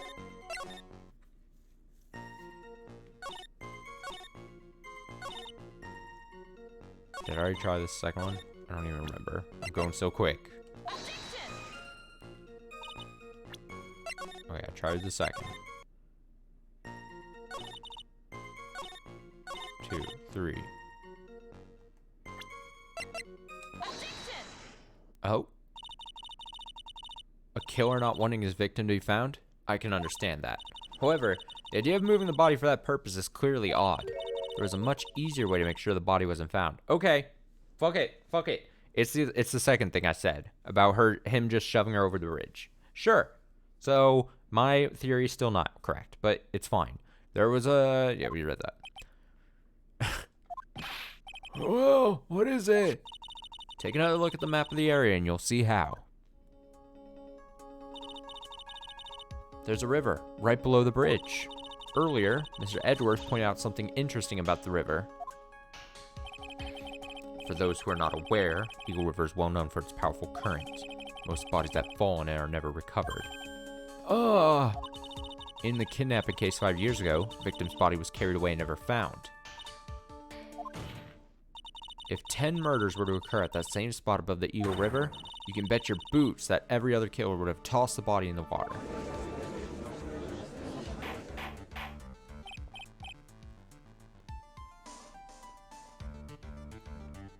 Order! Order, order! I'm not sure if I care for the way you put that, Miss Fay, but I must admit it does seem odd not to have thrown the body into the river. Oh. Well, Mr. Edgeworth. How sad. Perhaps Miss Fay would do well to try taking a dip in the river herself. After all, you claim to be such an expert in the ways of nature. What are you talking about? My point is that no matter how odd you may find the killer's method of body disposal, the fact is that this is what the killer did. None of your arguments have anything to do with what the witness saw. Quite true. Miss Fay, seems that your assertion is without merit after all. But what the witness claims to have seen is totally ridiculous. Surely you can't deny that the body was found in the trunk of the car? That's certainly consistent with what the witness has told us. Please, witness, go on with your testimony. I'll try. All you have to do is tell us only what you saw. Otherwise, the mean lady might yell at you again. Who is he talking about? All right, I'll do my best. And he carried it over to the car. Killer broke into the trunk of the stolen car and hid the body in there. He couldn't just leave the body until the bridge. So this is the new statement. Oh, shit. Killer broke into the trunk of the stolen car and hid the body in there. Is this where I finally get to do my thing? She can't have seen what happened in the car. She can't. I'm convinced. What did the man do then? Well, naturally, he got in the car and was about to flee. That's when I came to my senses. I said to myself, you have to call the police. And so that's when you called the police? You're sure that you saw all that with your own eyes? Yes, I'm 100% certain. Alright, I'm calling it. Now we're doing it. I'm calling it. I'm not even gonna save. Dun dun dun. Get fucked! Well, Miss Foster, it looks like you've done it this time. Done what? Made a crucial mistake. A crucial mistake? Like what, Miss Fay? The killer broke into the trunk of the stolen car and hid the body in there? You're saying you saw that, right? With your very own eyes? Yes, and? It's simple, Miss Foster. Take a look at that diagram. The place you claim to have taken the photo from that day is here. Do you see what I mean? Even if you tried to see the car, this outcropping of rock is directly in the way. That's right, Miss Foster. You're fucking lying. From where you were standing, you could not have possibly seen the killer's car. I admit that the diagram shows a large outcropping of rock. However, it isn't so tall that it would stop her from seeing the car. That's right. It's not high at all. I was able to see his car just fine. I'm so sorry, but that just doesn't wash. I believe it was the witness who presented this as evidence to the court. Yes. This is the location that the photo was taken from. Your own photo tells the whole story. You can clearly see the left side of the bridge, but the outcropping that's being referred to is clearly more like a cliff. Your view should have been completely cut off by this cliff. Also, if they were really curious, they could, like, call recess, have someone go out to the cliff, and then just see that there's, they could just, this is something you could go witness yourself, you know? Or there's, like, photos on the internet. You know what I mean? Your view should have been completely cut off by this cliff, but still, you claim to have been able to see the killer's car. No, I'm scary. Order in the court. There's a meaningless ballyhoo. Ballyhoo. Your Honor, don't jump to any hasty conclusions. The fact that the escapee fled in a stolen car was reported on the news. After After witnessing a murder, I'm sure you can appreciate that the witness was very upset. She must have heard about the stolen car and convinced herself that she saw it. But she was repeatedly warned before starting her testimony. She was told to testify only about what she saw with her own eyes.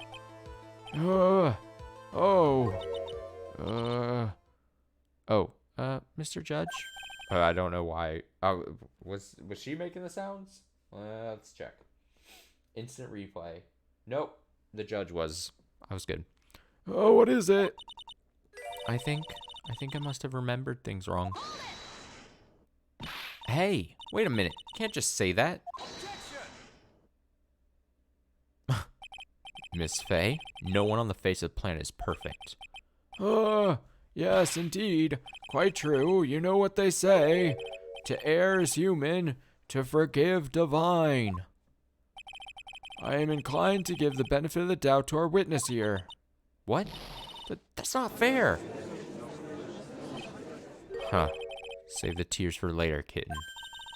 Mr. Armando, don't look back until the trial is over. Now is the time to go forward. But that wasn't fair. Okay, kitten. You need to relax. Then you need to remember the other kitten's testimony. The killer broke into the trunk of the stolen car and hid the body in there. So tell me, how did she know that? How did she know that they broke into the trunk? Aha! Well, Miss Foster, till you can explain how you knew that, you're going to have a lot of very suspicious people on this side of the courtroom. Well, witness. Well, I'm certain that he broke into the trunk. Because there were marks left on the trunk lid. I'm certain they were scratch marks from when he broke into it. Oh, what? Oh, let me see that photo. It's true. They certainly look like scratch marks around the keyhole. It's obvious that this trunk has been broken open. Well, Miss Faye, are you satisfied? Judge is on our side. Can't make any mistakes here. What she just said, is there a contradiction in there somewhere? No. Or yes, there is a contradiction. Melissa Foster, looks like you finally betrayed yourself. What? You said you were in a field taking photos of wild flowers. But even so, you know about the scratches. Question is when? When did you get a chance to see those scratches? Finally. I finally got her. Huh. I'm getting pretty tired of waiting over here. Then perhaps it would be faster if Miss Faye explained herself.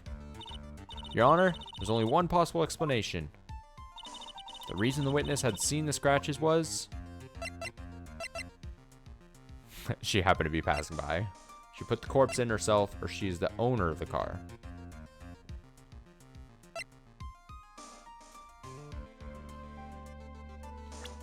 I mean, it's got to be one of the bottom two, but... I mean, why would I... sometimes these multiple choice things are lame, because it's like... Honestly, I could pick either of these two, and I could see the game spinning it into what the next, like, logical jump is, right? So, like, why am I directed to choose between these two? And then being threatened with penalization of the health, you know, blips. Like, you know what I'm saying? So that's another weird, janky part of the system. I think I've tried to say it before, but, like, I mean, the top one is dumb. But these two, I could see the game being like, yep, correct answer, and here's why. But, like, with the knowledge I have now, I mean, her putting the corpse in there herself is kind of weird. So I assume it's going to be the last one. But, like, I could see the game, like, try to spin this somehow, you know? I'm going to say she's the owner. Because the stolen car actually belonged to her. That is why she knew about the scratches. Well, Mr. Edgeworth. Frankly, Your Honor, after hearing a pathetic response like that, I have to question whether or not such a pathetic lawyer should even exist. Did you hear that, Miss Faye? I believe Mr. Edgeworth just called you a knucklehead. Yeesh, isn't that overdoing things a little bit? Alright, I guess I'm fucking wrong. Okay, I'm gonna assume it's still not still that she just passed by, happened to be passing by, is weird. See, even worse. I thought this was the correct answer, and then I'm penalized. This fucking game, dude. Fuck off. Honestly. You know what? We're at this part of the night. Fuck off, this game. That's stupid as hell. This should not have been. This is stupid. This is stupid. Alright, let's go again. There's only one. I'm sure it's the top one now after all this. There's only one way that witness had a chance to see those scratches. Yes, what is it? Naturally, when she opened the trunk and stuffed the corpse in herself. The person who really hid the body in the trunk of that car was Melissa Foster. It was you that did it, wasn't it? That's ridiculous. I could never. It was a man in the prison garb. He's the one that... I don't think so, Miss Foster. If Mr. Falls had been the one that put the corpse in the trunk, he would have simply used the car key. There was no need to break it open. But he stole the car. He stole it from a young couple that had been waiting at a red light, which means that the key would have still been in the ignition. Oh, I see. Thank you for telling us about the scratches, Miss Foster. Without that, we never would have uncovered the truth. That it couldn't have been Mr. Falls that put the body in the trunk. No! Preposterous. To even suggest that the witness put the body in there. If that were true, then how do you explain the photo that she took? The corpse could only have been put in the trunk when the incident occurred. And we already know that at the time she was taking photographs. It's the timer thing, right? Timer. Now is your chance, Mia. Finish this thing. On the contrary, I'm not so certain about that anymore, Mr. Edgeworth. There's no need to think too deeply about it. What I'm saying is the shutter for this may not have been pushed by Miss Foster herself. Has a timer. Take that! Let's take another look at this camera and see what features it has, shall we? It has a timer built into it. Even a mini tripod. Why? It's almost as if she had brought this camera just to take this picture. What are you trying to say then, Miss Fay? That when the crime occurred, Miss Foster was in the field, as she claimed? Well, if she really did use the camera's auto timer, then the answer is yes. She was somewhere else. Exactly. She was not in the field. The defense, please explain further. Listen, this is a crucial point. Where was Miss Foster when the incident occurred? In answering that question will also make clear Miss Foster's true identity. Well then, please answer this question. Where was Melissa Foster when the incident on the bridge occurred? Do I not just pick this? I mean...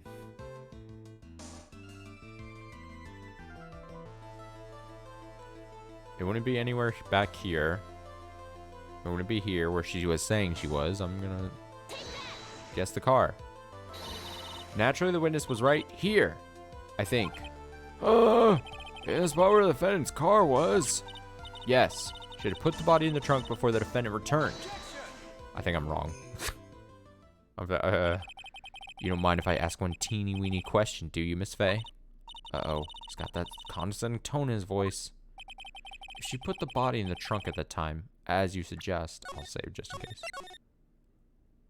Oh wait, no, saving would be bad at this point, wouldn't it? I don't know. That must mean that Valerie Hawthorne was already dead at that point, correct? Indeed. Please take a look at the top of Dusky Bridge. It certainly looks to me like the victim is still alive. Am I mistaken? If Valerie Hawthorne was already dead, then who is this? The mountain is famous for spirits, so maybe you think it was the ghost, so maybe you think it was the ghost of the victim? Is, oh shit, is, is that person who's the hat conveniently is kind of covering, is that Hawthorne right there? Wait, not Hawthorne. What's her name? Melissa? Fucking whatever. Dahlia? The person I think is Dahlia. Is that actually her? And maybe Hawthorne's already in the trunk then? Is that what this is building up to? Well, could have been a spirit, right? Miss Faye, don't waste this course time. Another penalty. Fuck you. Okay. Okay, I'll go with my gut here. Wait, I should have saved again, shouldn't I? It doesn't matter. Where was the... Okay. The question is, where was Melissa? I'm going to say she was right here. I think this is brilliant. Naturally, witness was right here. But that's where the victim, Miss Hawthorne, was standing. Alright, I got it. I got it what the game wanted me to do. Order, Miss Faye. What on earth? Your Honor, if I may? After parting with the victim on the bridge, the defendant fled by car. But this would mean that there was no time to put the victim in the trunk. In other words, someone put the body in the trunk. Could only have been before the defendant met the victim. How asinine. Of course Mr. Falls met with the victim. The only person with the opportunity to put the victim in the trunk is the same man that killed her, Terry Falls. You still don't understand, do you, Mr. Edgeworth? By the time the witness's photo was taken, the victim was already dead. The person in the photo was not Valerie Hawthorne. What? I've never heard anything more ridiculous in my entire life. And who exactly is the victim in this photo? It's obvious, isn't it? It's your own witness. It's the only possible explanation. The woman that Mr. Falls met on the bridge that day was not Valerie Hawthorne. It was you, Melissa Foster. Me? Let's remember that it was raining and foggy on the mountain that day. Mr. Falls himself believed that the woman in front of him was Valerie Hawthorne. But the defendant knew Valerie Hawthorne very well. After all, she was the woman whose testimony helped get him convicted. But since then, my client has spent 5 hard years in a federal penitentiary. Couldn't remember exactly what she looked like anymore. You are just making this up as you go along. Where's your proof? Got it all right here. This piece of evidence will blow his case wide open. Shit, at the time of the incident, Mr. Falls had forgotten what Valerie Hawthorne looked like. How would I know? What? Is that a profile thing?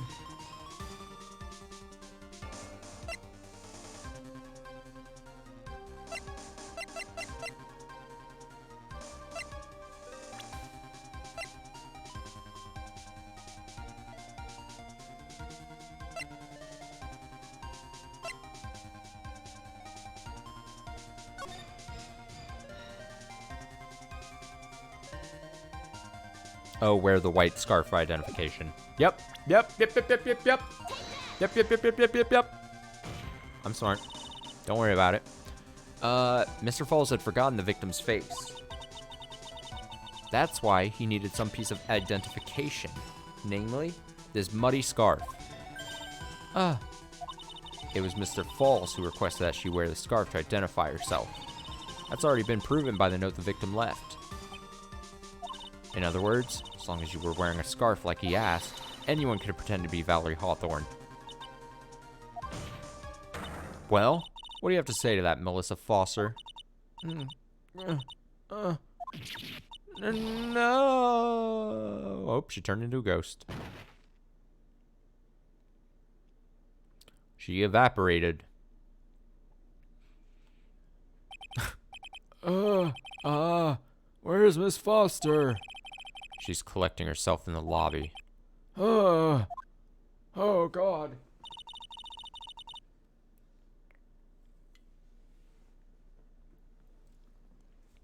It's obvious that Melissa Foster did it. She hid the body in the trunk and disguised herself as the victim. She set up the camera to snap a fake photo of them together. The only question is, why did she do it? Well, isn't that obvious? She's the real culprit. Huh. Well, we'll have to wait for Miss Foster to compose herself before we start again. Till then, this court is in recess. The defense, prosecution are both to wait in their respective lobbies. Yes, Your Honor. Understood. Bang. Very well, this court is in recess. Oh, shit. Do I break here? Or do I keep going?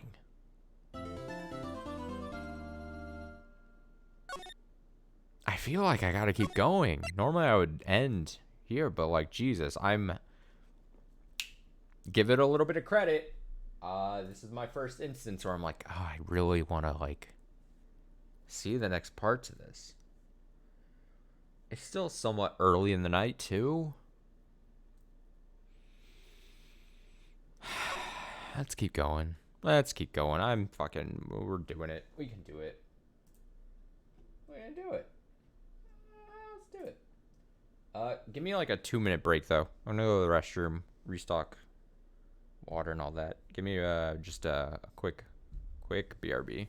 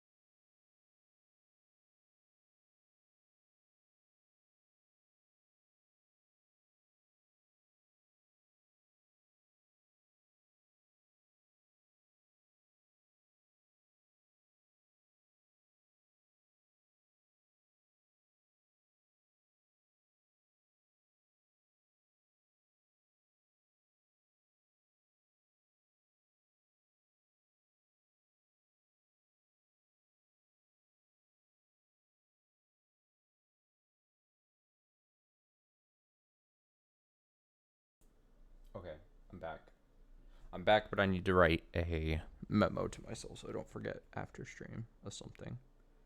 I got back from the restroom and I'm like, oh, I should probably make a note of that because I know in like 2 hours time when I finish to the next save point, I know I'm gonna forget this thing I need to do.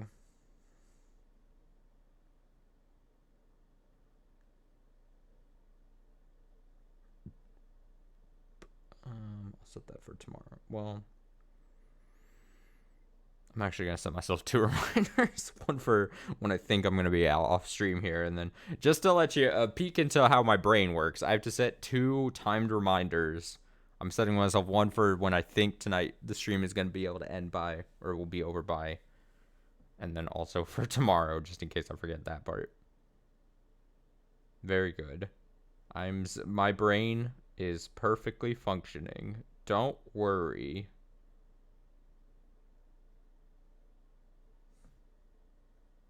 All right, everything's good. That's great. That's perfect. All right, let's see. Part 1-2 trial. I already saved, right? Did I save? I think I already saved. I think I'm fine. Whatever. Let's go. February 16th, 1:14 p.m. District Court, Defendant Lobby, number 4.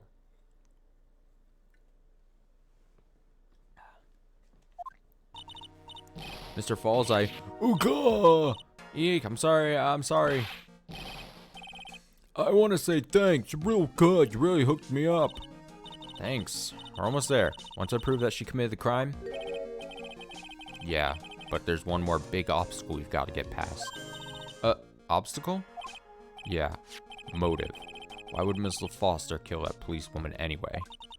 Motive, huh? Anyway, we're still badly in need of information. Information. Right. What we need most is info about this Melissa Foster herself. All we know is that she's a student studying literature. And one more thing. What is it? Well, the incident that happened 5 years ago, of course. The kidnapping murder case that Zebra Boy is on death row for. I didn't do none. I didn't kill nobody. I never lie. Mr. Falls, in that case, tell us more about it. About what about what happened 5 years ago. Okay, I trust you. That day, 5 years ago, I dream of it every day. Here we go.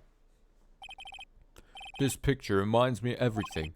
Bridge looks same just like then, 5 years ago. Like it could fall apart anytime, minute. So it's been broken like that for at least 5 years.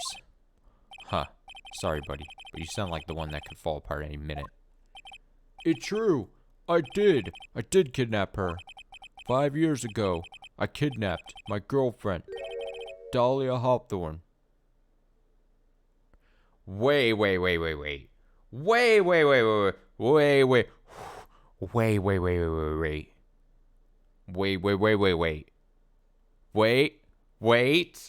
Holy shit.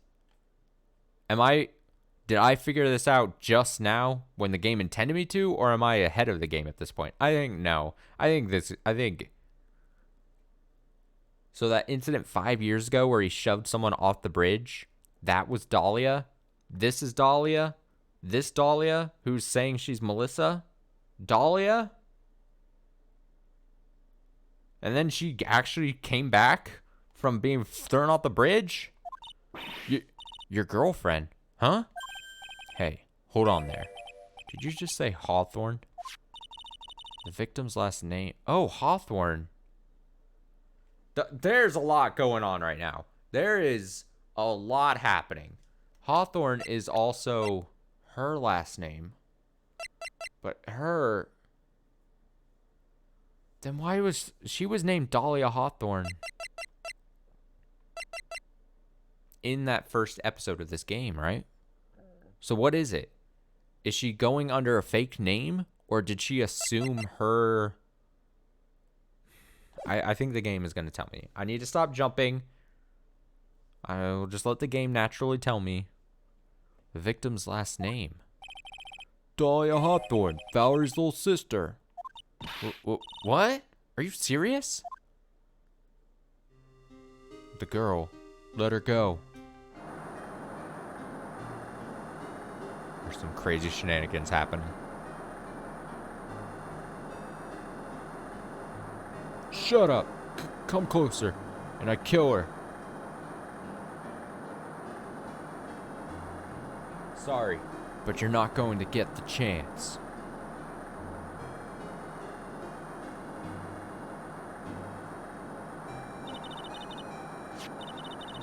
The detective back then was Valerie Hawthorne. Dude, oh wait. The second half of the note that the older Hawthorne policewoman said is that Dahlia has to know. Like the truth or whatever. So is it the Valerie Hawthorne's fault that Dahlia fell off the bridge then?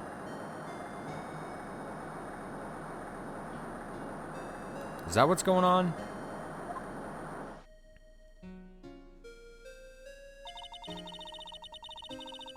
Some craziness happening. At first I thought shooting someone for kidnapping was crossing the line, but if it was to protect her little sister, I can understand why she did it. Wrong! No protect sister! Valerie betrayed me! Betray us! What do you mean she betrayed you? Everything! All lies! All make-believe! Kidnapping too! Make-believe kidnapping? Dahlia, my girlfriend! My love! My teen angel! Ugh. They actually say my teen angel. I've seen one too many soap operas. What's the... So 5 years ago this happened. So he was 20. She was 14.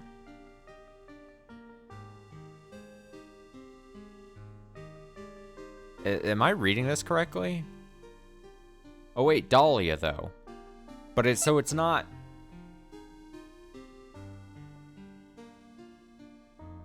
In the game, they don't know that this is Dahlia, right?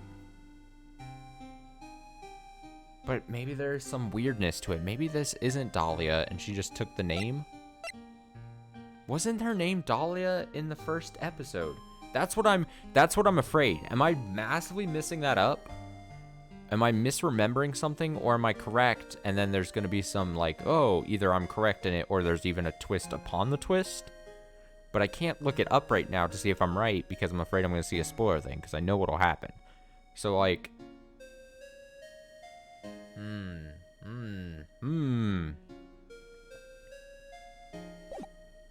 But I mean, whatever. I'd do anything she says, anything Dahlia says. Anything Dahlia says? Hold on a minute. What you're saying is that the kidnapping 5 years ago was planned by... Yeah, me and Dahlia. And Valerie, too. Valerie was in on it? Dahlia's family rich. Jewelry business. We get one jewel, that's what we thought. Me and Dahlia wrote kidnap note. We sent to her dad. Asked for $2 million diamond. Tell him make exchange on Dusky Bridge. We tell him Valerie make transfer because she knew detective. Having a police detective in your pocket is a useful thing, alright? In the end, you were planning on splitting the 2 million 3 ways, huh? Yeah, but that woman...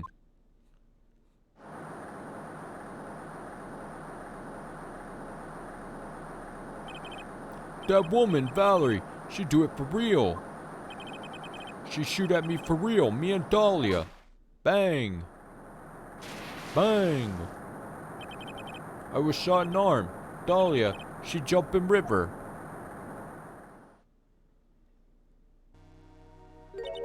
Jump? You don't mean she jumped on purpose, do you? I couldn't do it. I could never push her. Anyway, I blacked out. Wake up with police all over. And that's when they decide to give you the death sentence? I couldn't believe it. That woman, she betrayed me.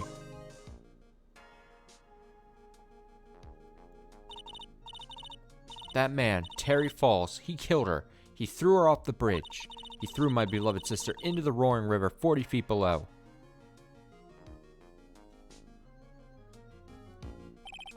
These 5 years, all I wonder is why? Why? Why did she lie? That's all I want to know. So that's why you called her. You wanted to hear the truth from Valerie herself. Yes, but I forgot that she looked like, so I tell her to wear scarves. I don't want to hurt her. Just ask why. Why? Why did you lie? Why did you betray me? I just want to hear an answer come from her mouth, that's all. So that's why you made a crazy escape like that. Just one thing, Zebra Boy. My senses are tingling all over. Tell me, Mr. False. Where is it? Huh? Where's what? Come on now, kitten. The ransom. The $2 million diamond. Remember that now? Did you give it back to Pops? Did the police take it? I don't know. Huh? You don't know? No, really, I don't know. It's gone with Dahlia. With Dahlia? That day on the bridge. Dahlia put it in backpack. Ball. Ball. Now gone with Dahlia. Gone forever. Into Eagle River.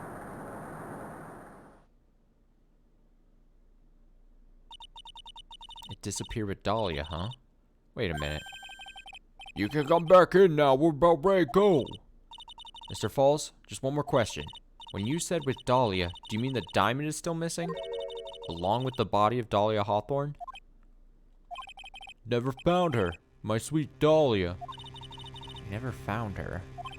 Swallowed by river. Gone. Dahlia, my teen angel. Your teen angel? How old was she anyway? Just 14. Yep. Alright, but pack it in. Pack it in. Two things. A, I'm probably right about this whole thing. This is Dahlia.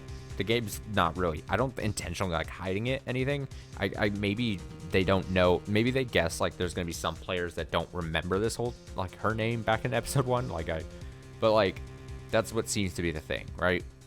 But also, pack it in, he is a gross person who is, at the time then, 5 years ago, 20, and she was 14. 20 and a 14-year-old girlfriend situation. Not good. What is with this game? Why does this game constantly do this thing? It's so bizarre. It's like one of the weird things of such a bizarre thing that's happened multiple times in this game where like weird age discrepancies. It's just, and I don't even know how to like talk about it because it is just so weird. It's like, it's so fucking weird, right? Like, yeah, like what is that?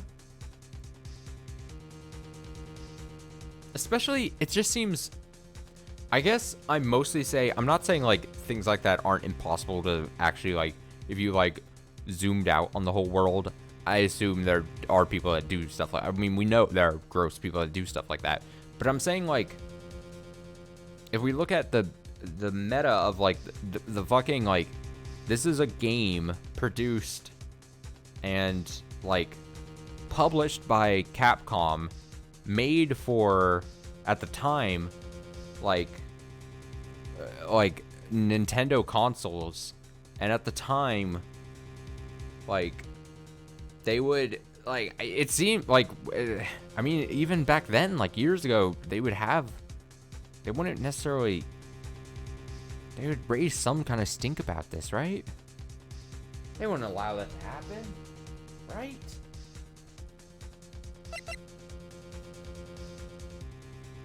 Right? I can't.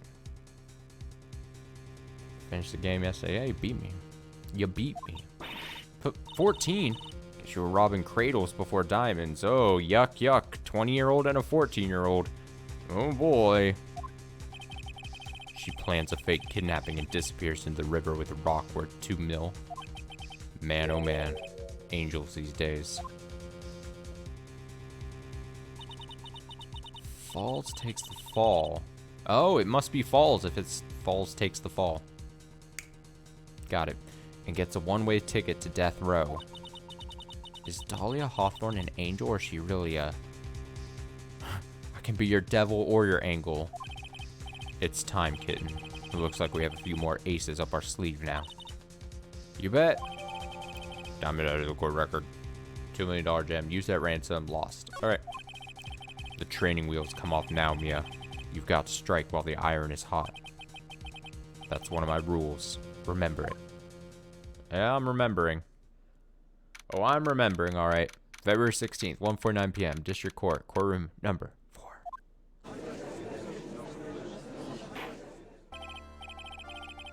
Now then, let's continue with the trial of Mr. Terry Falls. Witness, are you feeling better? Yes, Your Honor. I'll try my best. You're a brave young lady. Not this again. I can understand a defense lawyer wanting to get her client off the hook. However, try to pin the crime on an innocent student is What are you talking about?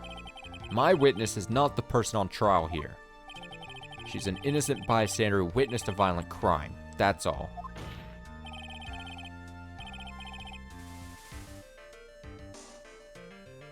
Bring back jail time. Edgeworth, what possible reason would a girl like this have for murdering a policewoman? Certainly hard to imagine this woman as a murderer. Her motive, huh? Figure that's what I had to establish next. Well, Miss Fay, do you have any evidence of a motive? Yes, of course. I think. Huh. You're still acting as tame as a kitten. Kitten. Mr. Armando. Listen, a lawyer is someone who smiles no matter how bad it gets. Smiling on the outside while your guts are twisted in knots is the mark of a pro. Maybe so, but I wish you would quit grinning at me like that. Turn away. Excuse me? May I speak, Mr. Judge? Of course. Mr. Judge is ready anytime you like. I'd like to say something. Some people here are suspicious of me, right? But that's why I at least wanted you, Mr. Judge, to know that it's not true. Oh, I see. You're such an honest and upstanding young lady. Looks like this witness is a real professional. What do you mean? Look at that 100-watt smile. Just when things are darkest for her, click, she lights right up. Oh, well then, let's hear what the witness has to say.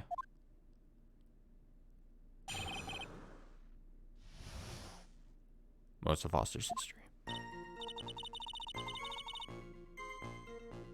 I was out of the country until the year before last. Until I entered college, I'd never even been to Eagle Mountain before. And I certainly don't have any reason for wanting to hurt a police officer, holding a grudge and killing the officer who testified against you 5 years ago, or kidnapping a poor girl. I just think the defendant is a terrible, horrible monster. Out of the country, eh? Precisely. Furthermore, she has no possible motive for committing murder. Indeed. You're up to bat, kitten. Sharpen those claws and put on your best smile. You bet. Somehow, I have to tie her to this case. Just blame the butterflies or something. 3, 4, 5. Okay. Let's press. So, what country were you living in then? We were all living abroad, but after my parents were killed, it was a brutal civil war. She had to try to make her way back home alone. I lost everything. I didn't even have any personal identification. What kind of sob story is this? What do I do? Should I press her for details? Yes. Witness, answer my question. I'll even repeat it for you. What country were you in? Your Honor, this line of questioning is childish. What country she was in and how many languages she may speak are irrelevant here. What we're here to evaluate is whether this witness has any connection to this case. I've lived abroad ever since I was a little girl. That's why I could never have known Mr. Falls or Detective Hawthorne. Yes, I think we've established that point. Yes, indeed. Well then, shall we add that what you just stated to the official testimony? Yes, please, Mr. Judge. Naturally, I didn't know either the victim or the defendant. Press. You didn't know either person? Are you certain of that? Yes, I'm afraid I'm rather shy around people.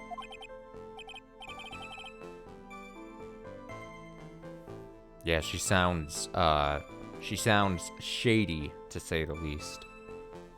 Oh well, it can't be helped. Why is he just agreeing with everything that comes out of her mouth? The first time you saw either of them was when they were on the bridge, correct? Yes, it really was a coincidence. So what made you decide to go to Eagle Mountain anyway? I just love being outdoors. Picnics, hiking, you know, that sort of thing. You don't look like much of a hiker to me. that's a weird thing to assume. But you do look like a digger of sorts. Excuse me? Excuse me? But Eagle Mountain is a 2-hour drive from here, and no trains run through there. There are plenty of mountains that are closer and easier to get to. Well, I went there once with the college hiking club. I fell in love with its stark, desolate beauty and its cold yet romantic gloominess. Didn't know you were such a goth. By the way, what's the name of your college? The prosecution objects to any questions that involve the witness's private life. All that matters is that she's a material witness to a crime. The witness doesn't need to respond to questions that are clearly malicious in intent. Thank you. She's really gone too far. Miss Faye, you're treading on thin ice here. Hardly said anything. Talk about sensitive.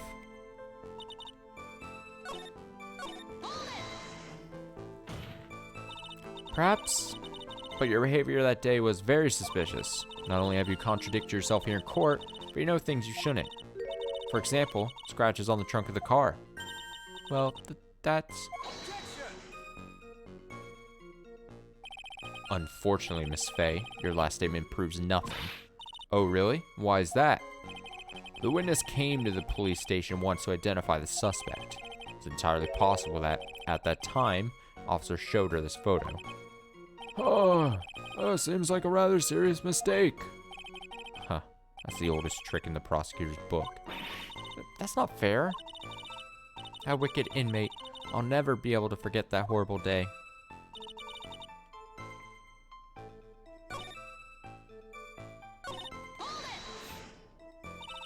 A grudge?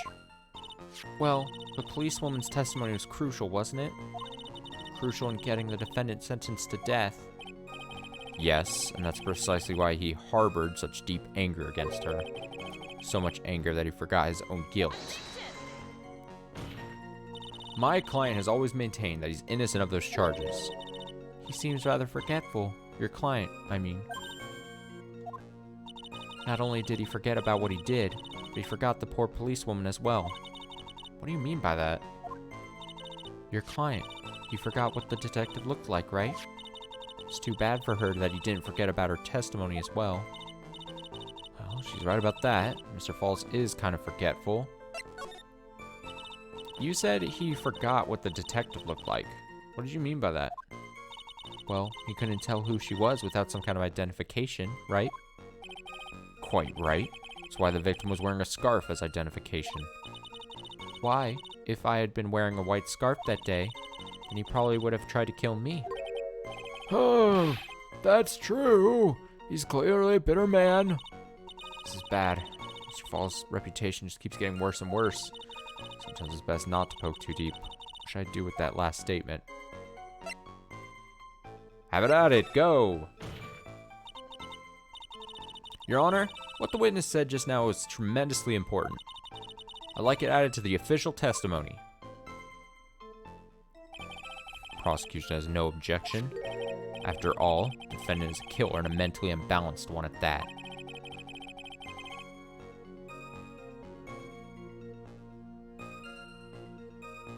The testimony only helps to further prove that point. No, that's not why I... Enough! Witness, if you would. My pleasure, Mr. Judge. Let's see here.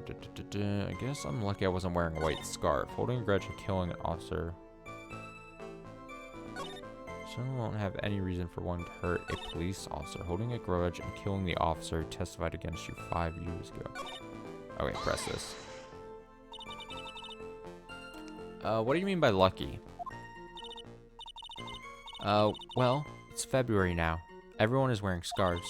If I'd accidentally worn a white scarf, like you said, then you yourself might have been killed. That would have been a terrible loss for this world. Huh. Looks like you pressed too hard this time, kitten. Mr. Armando, keep looking around you and you're going to lose sight of the finish line. Justice is blind, but she's not deaf. Sometimes you have to know when not to talk. Defendant is a terrible... Alright, last thing to press. You know about that incident? But weren't you out of the country until the year before last? Well, I saw a report about the escaped convict on the news. They had an in-depth report about his whole history. So you were still living abroad 5 years ago, is that right? Yes. Can't let her get away with these lies. Listen to me. She's neck deep in this whole thing. Somehow, you're just going to have to get her to show the court her true self. Okay, so I was out of the country until the year before last. Fine. Naturally, I didn't know either the victim or the defendant. Until I entered college, I'd never been to Eagle Mountain. Sure, because she was talking about how hiking or whatever. Hiking class. Until I entered college, I'd never been to Eagle Mountain. Certainly don't have any reason for wanting to hurt a police officer.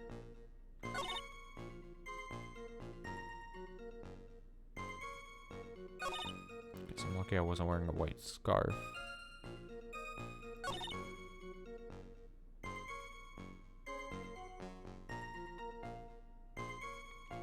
So let me...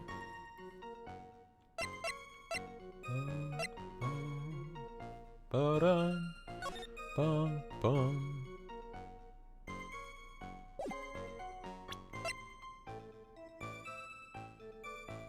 I'm just a little lost here.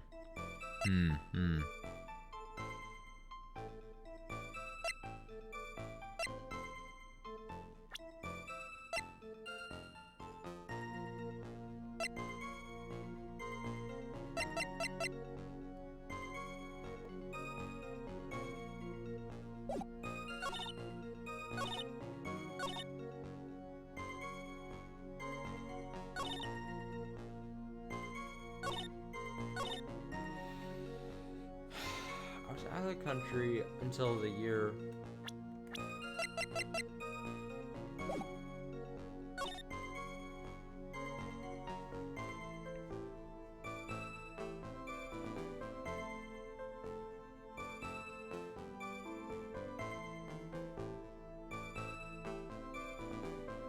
I'm like trying to have a brain. Just a massive brain. Naturally, I didn't know either the victim or the defendant.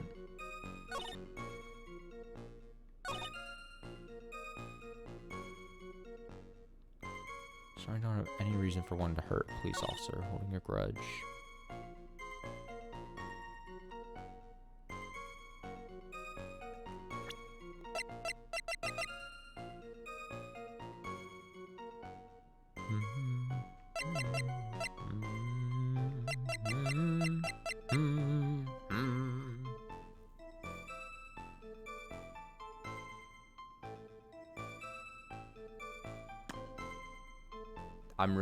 I'm drawing blanks here. Holding a grudge and killing them. Fuck it. I got it. I gotta look at a thing. Let's see.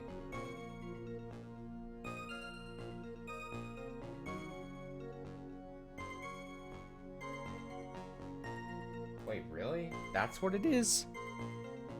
I guess I'm lucky I wasn't wearing a white scarf, and then it's the scarf that's like not white, but like it doesn't matter though, because... Oh, is it gonna say something like, how would she know they were asking for a white scarf? Unless she was part of some kind of plan here. Like, how would she know it says white scarf for identification? When maybe the only thing Melissa here would have seen was this scarf. It's not white. But did they talk about white? I assume that's probably where it's going then. Witness, I want you to look at this photo you took. It's hard to see in the photo. Look at the scarf the victim wore as identification.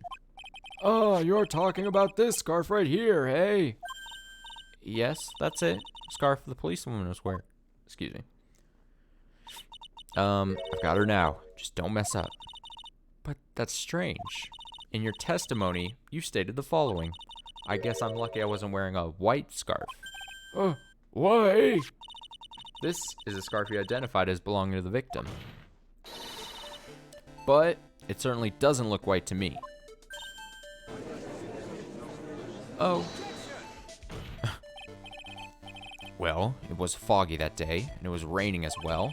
It's not surprising that she mistook it for white. Sorry, but not this time. The witness just confirmed that this was the victim's scarf. Yes, but what's the significance? It's true that the scarf doesn't look white, but... There's only one explanation for this mix-up. The reason why the witness thought the scarf was white is... this thing? Witness? Have you ever seen this note? No? No, never. It's top secret evidence. There's no reason that you would have. I was old man voice, no, would have. I wonder about that. What do you mean? This note shows Mr. Fall's instructions to the victim regarding their meeting. It says, wear white scarf for identification. White scarf? Ah. Witness, you knew what this note said. And it's because you knew that you slipped up and mistakenly said white scarf. Ugh. Well, Miss Foster? No. Order! Order, order! Mr. Edgeworth, I'm waiting for an explanation. I'm quite sure this note wasn't leaked to the public. And yet, this witness knew exactly what the note said. At the time of the murder, the number of people it knew were quite limited. Terry Falls is one. The person who wrote the note, Valerie Hawthorne, is another. And finally, one more person. Did you say one more person? This still photo of the fucking judge, it looks like he's just like eyes wide and like slightly smiling almost. He's like just ever so slightly smiling. That's right. Person that no one would have suspected. Have you figured it out, kitten? Yep. Third person that knew the contents of the note was, I mean, literally the person that I'm accusing. Why would I change? It's so weird that the game doesn't. Weird. Hang on there, kitten. What is it, Mr. Armando? Here, I made some special cafe con leche for you. Put in plenty of sugar. Drink it up before it gets cold. Don't be shy. Why are you doing this? Your brain needs stimulation. Drink some of this and then think it over again. Oh wait, did I actually get it wrong? Wait, what? Huh? Listen, keep messing up like that and you're going to get the judge mad. Miss Faye, don't understand. Did I misread the fucking thing? Did I misread what? Uh-oh, now I'm close to dying. Uh-oh. Oh shit. I'm on the brink of death. Don't take coffee. Oops, I think it's too late. How did I? But Your Honor, there is one more person. There's a person besides Mr. Falls and the victim that knew what the note said. That's right, a person that no one would have suspected. You figured it out, kitten? Alright, well, that's what I said last time. What do you mean? Okay, so, knew the contents of the note. Knew the contents of the note. Huh? Huh? It wouldn't be Armando. Gumshoe. And it's not Melissa Foster? Edgeworth?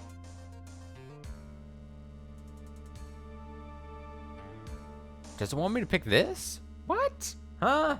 Wait, what? Huh? Now I have to go, huh?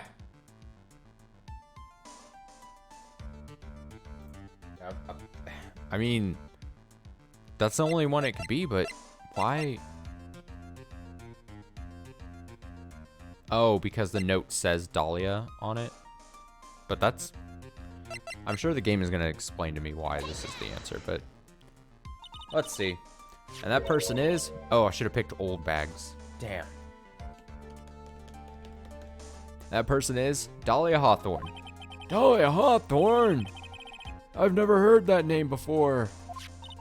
Look at the victim's note. This is what it says. Talk to Dahlia. Tell her this time. There's her name. Right there. Oh, what's this? So who is this person? This Dahlia Hawthorne. Miss Faye must be desperate if she's trying to bring the dead back to life. Dead? Dahlia Hawthorne was the victim's deceased younger sister. She was killed in a crime 5 years ago. Killed in a crime? You don't mean... Yes, she was kidnapped and killed by Terry Falls.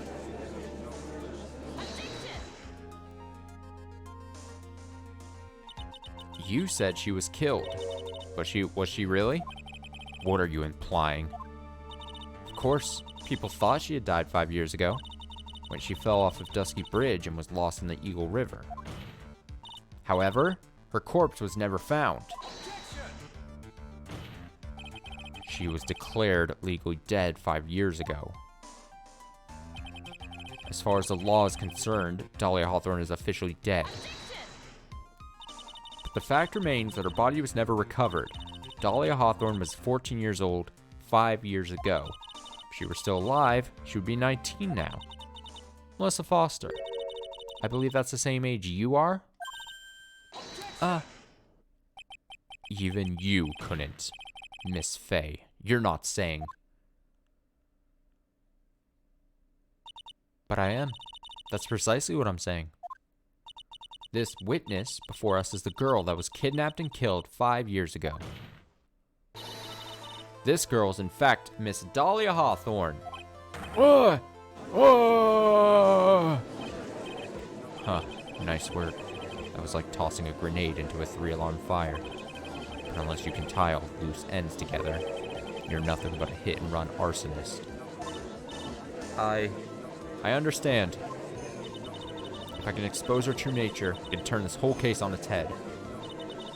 Now is my chance to make Mr. Edgeworth squirm. Witness, just who are you anyway? I'm... I didn't think it would come to this. That's enough.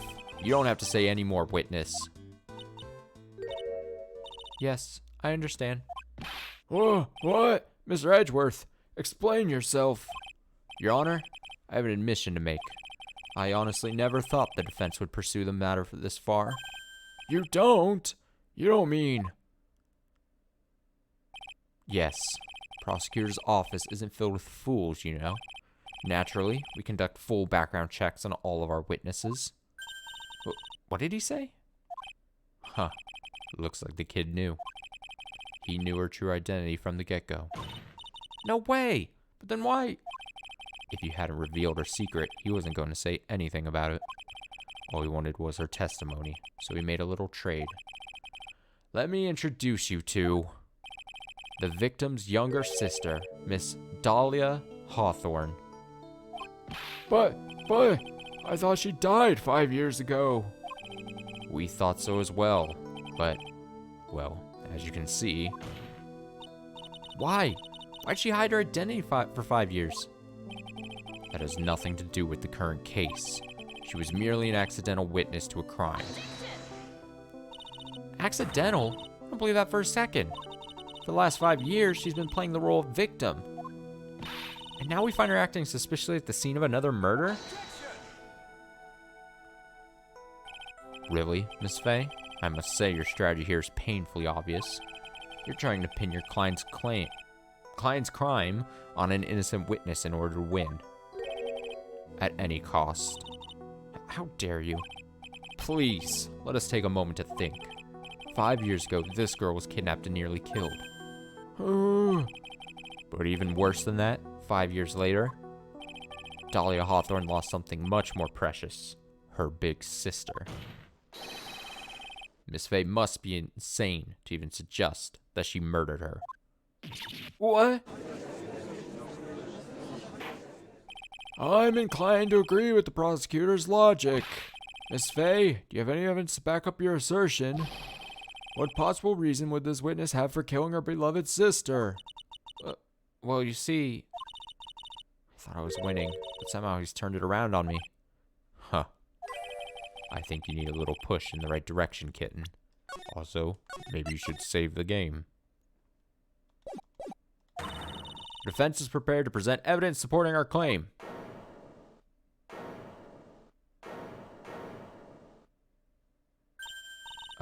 That wasn't me. It was this guy. This crazy coffee addict. I think we've heard enough empty threats from you, old man. Huh. What makes you think they're empty, boy? Oh shit, now we're having a big dick off. We're gonna try to, they're going to figuratively compare dick sizes to see who wins this court case.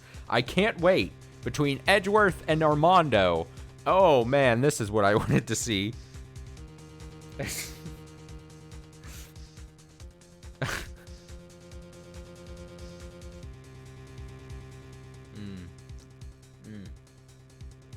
is truly where this case needed to go. Because your protege looks like she's sweating bullets. I am sweating bullets. You think you're in a tough spot, huh? Of course. Aren't I? No. You've just arrived at the moment of truth, that's all. M.O.T. Whether you win or lose, that's up to you. Up to me? The rashness of youth. How charming. It's coming from someone younger than me. Oh, then, let's not waste any more time.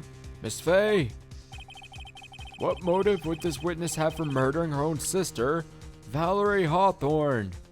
Boop. Boop. Did I not pick right? What is this? Is this the defense's idea of a joke? If so, I certainly don't get the punchline. Well, Miss Faye. Oh, that was the rashness of youth. The rashness of youth? Oh shit, fuck, I got fucked over. No. Oh fuck. Oh damn. Okay, well oh shit, now I have to sit through this. Oh god. I saved correctly, right?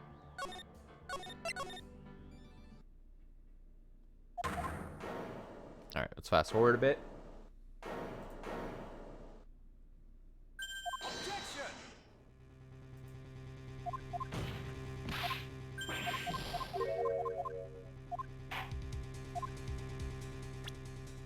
Okay, what motive? Okay, I just picked that because I thought it would be, but I guess I need to... Confidential police materials written by the victim. It might be this because it says, talk to Dahlia, tell her this time the whole truth must come out. So...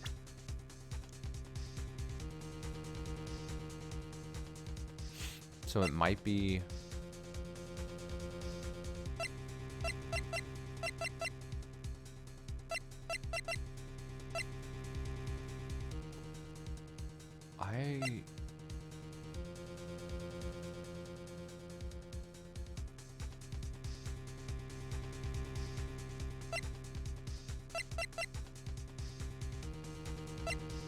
I'm gonna say it's probably this.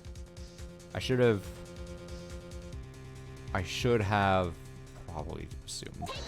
Wait, did I click the right thing? I don't think I clicked the right thing, did I? I might have missed. I think I didn't go enough over. Like, I meant to click the note, and I think I picked a picture, but on accident. Once I hit submit, I was like, wait, did I highlight the right thing?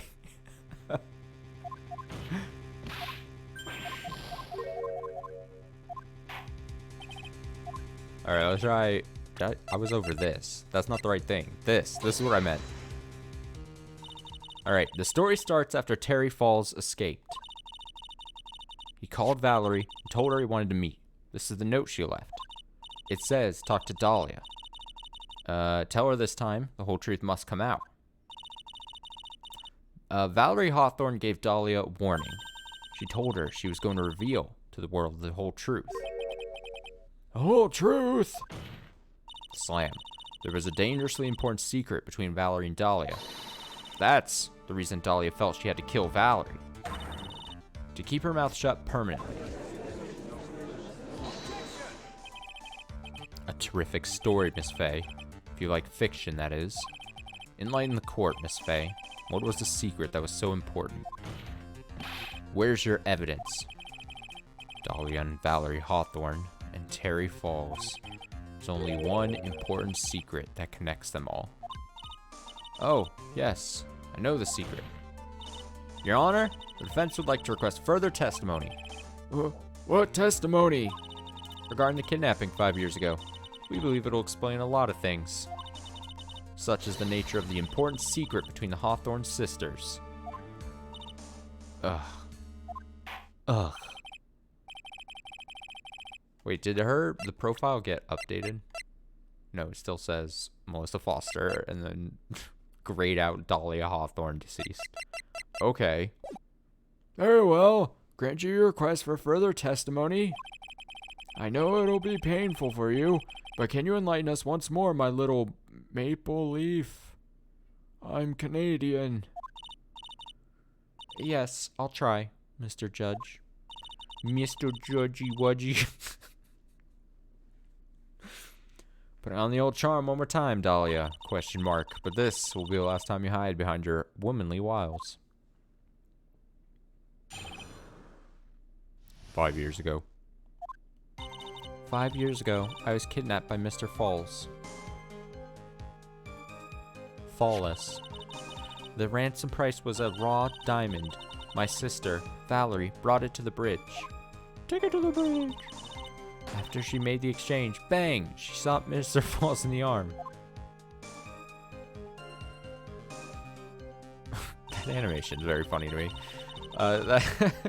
That's when Mr. Falls tried to kill me by shoving me off the bridge from behind.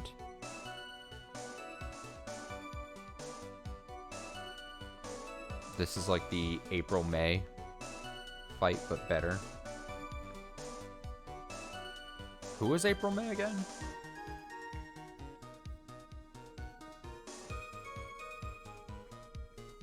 The name sounds familiar, but also I can't remember shit. I mean, May, like last name May, and then who was April? Which one of these? Which one of these was April? Okay, I read that. I survived, but I was afraid I might be kidnapped again for my family's money.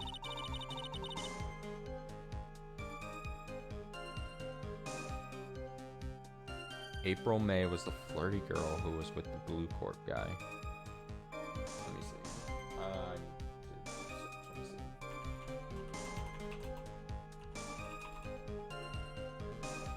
Oh, yeah.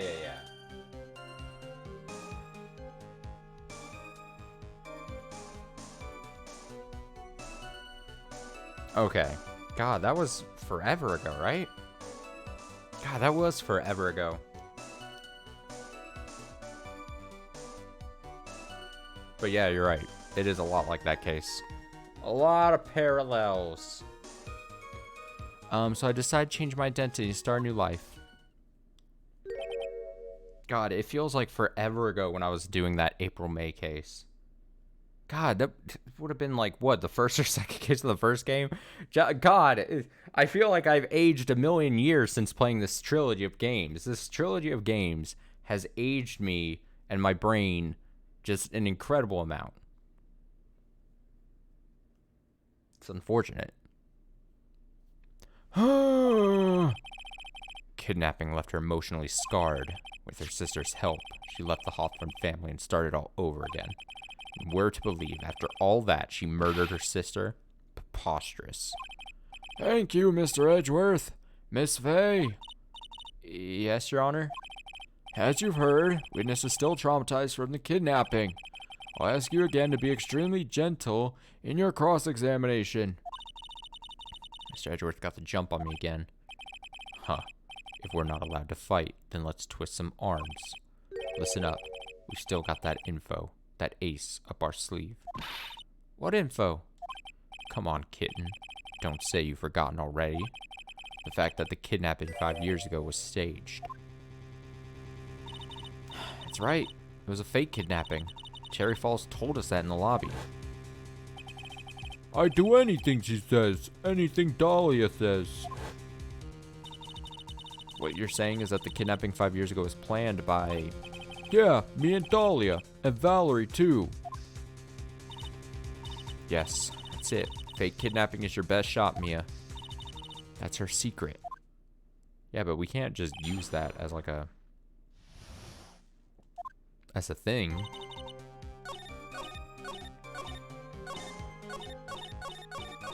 Alright. I should probably save. And then we will let the pressing commence. Did you and Mr. Falls have a relationship? Yes, as a tutor. You were tutoring him? Mr. Falls? No, of course not. Don't be ridiculous. Mr. Falls came to the house to tutor me. That makes sense.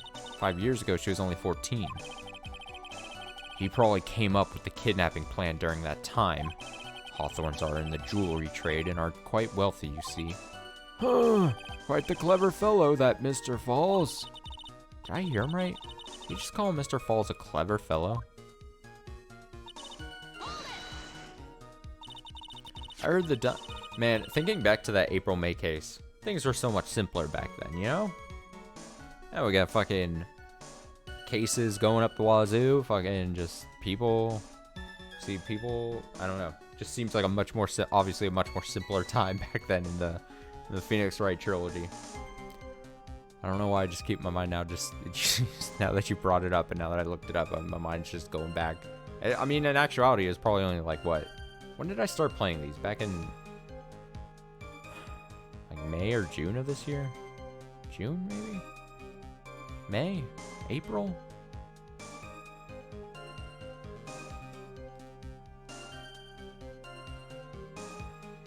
I don't know when we started. It feels like forever ago when it's only been like less than half a year probably. I heard the diamond is valued in the neighborhood of $2 million. $2 million? It was still uncut, so it's about the size of a pint of milk. That's a weird size reference. A $2 million pint of milk? I don't know what to think about that. It's my catchphrase. The defendant demanded that her sister Valerie make the exchange. Not as a detective, of course, but as an individual. By the way, I want to ask you, Mr. Edgeworth, why do you think he wanted to make the exchange up there on the mountain? If he ever got surrounded, it'd be too hard to escape. There's one thing a kidnapper wants to prevent, and that's police involvement. In a place like that, it'd be easy to tell if he was being followed. With only one entrance to the mountain, he was ensuring his safety. What a wickedly clever man that Mr. Falls is. Yeah, right. It was all your plan. Anyway, Valerie brought the diamond to the mountain and... That was a dangerous thing to do, considering you were being held hostage. Yes, but... Actually, that saved my life. What do you mean? You see, Mr. Falls was holding a knife in his right hand. Somehow, I just knew he was going to use it. I knew he was going to use that knife to kill me. That's why my sister shot him. It was to save me. I'd like to hear more about what happened right at that moment. Well, when Mr. Falls was shot in the right arm, he let go of me. I was dazed. I turned to try and run away, but Mr. Falls turned to grab me as well. As I ran past, he and I locked eyes for a second. He gave me a large, bloodthirsty grin. Bloodthirsty grin? Oh. And in the next instant... Animation again. God damn it. I shouldn't be laughing. I advise the court to remember that the river is 18 feet deep and incredibly swift. I was a strong swimmer, but I was knocked out. When I came to, I had been carried away by the river to a strange place. I'll never forget that day. The crumbling bridge, nowhere to run, and just one little shove from behind. That was it. Before my sister could catch me, I fell into the river.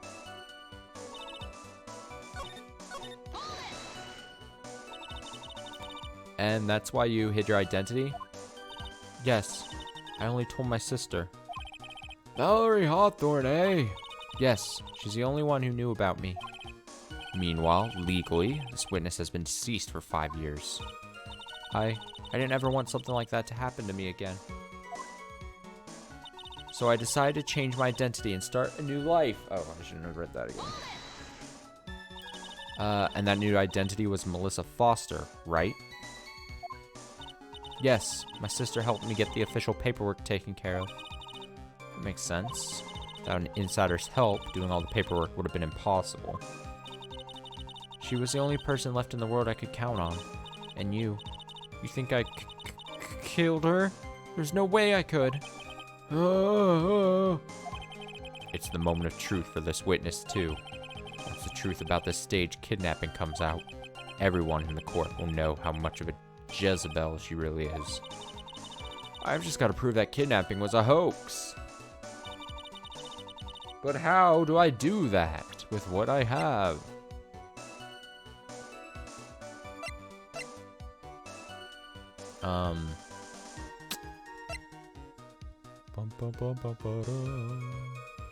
I mean, the only thing that's really tying that is back to this thing where it says, tell her this time the whole truth must come out.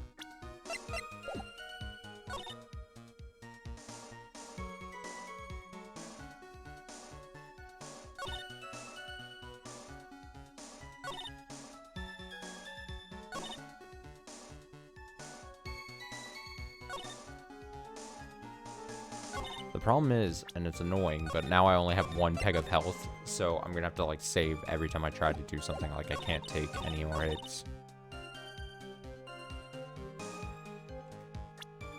I'm just gonna try this. God damn it, I'm wrong.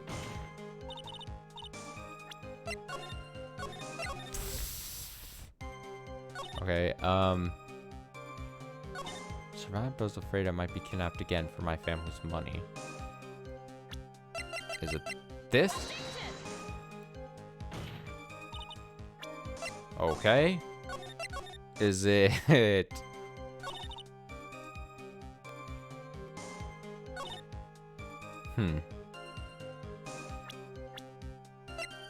I don't think there's a profile thing here that's gonna do me any good.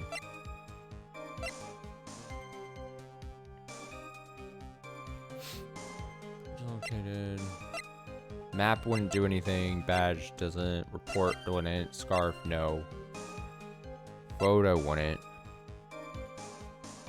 I'm trying to prove the kidnapping was staged. The only thing that is this and possibly this, but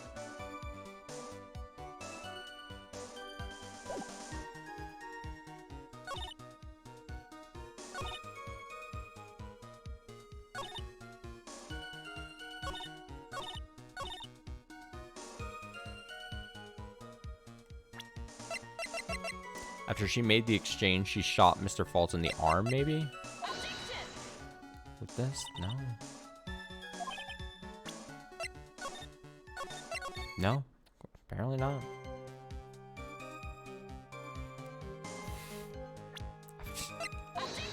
Damn it. I can't, god damn, I can't. With this game. I hate having this. There's something very irksome about, like, having to be like, oh, fuck, I'm on my last peg of health. Now I have to fucking reload constantly every time I... It's so obnoxious. It just adds to the obnoxiousness of this game.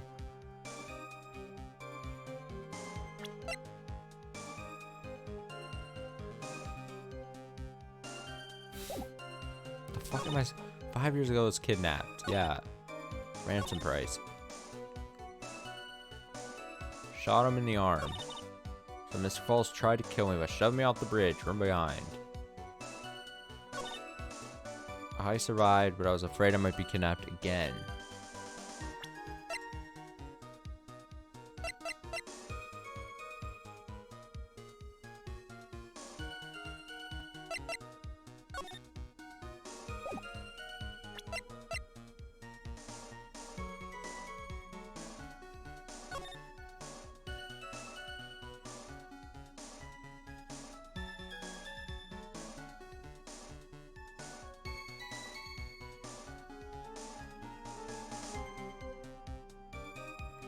Okay, this is a wild guess, but let me...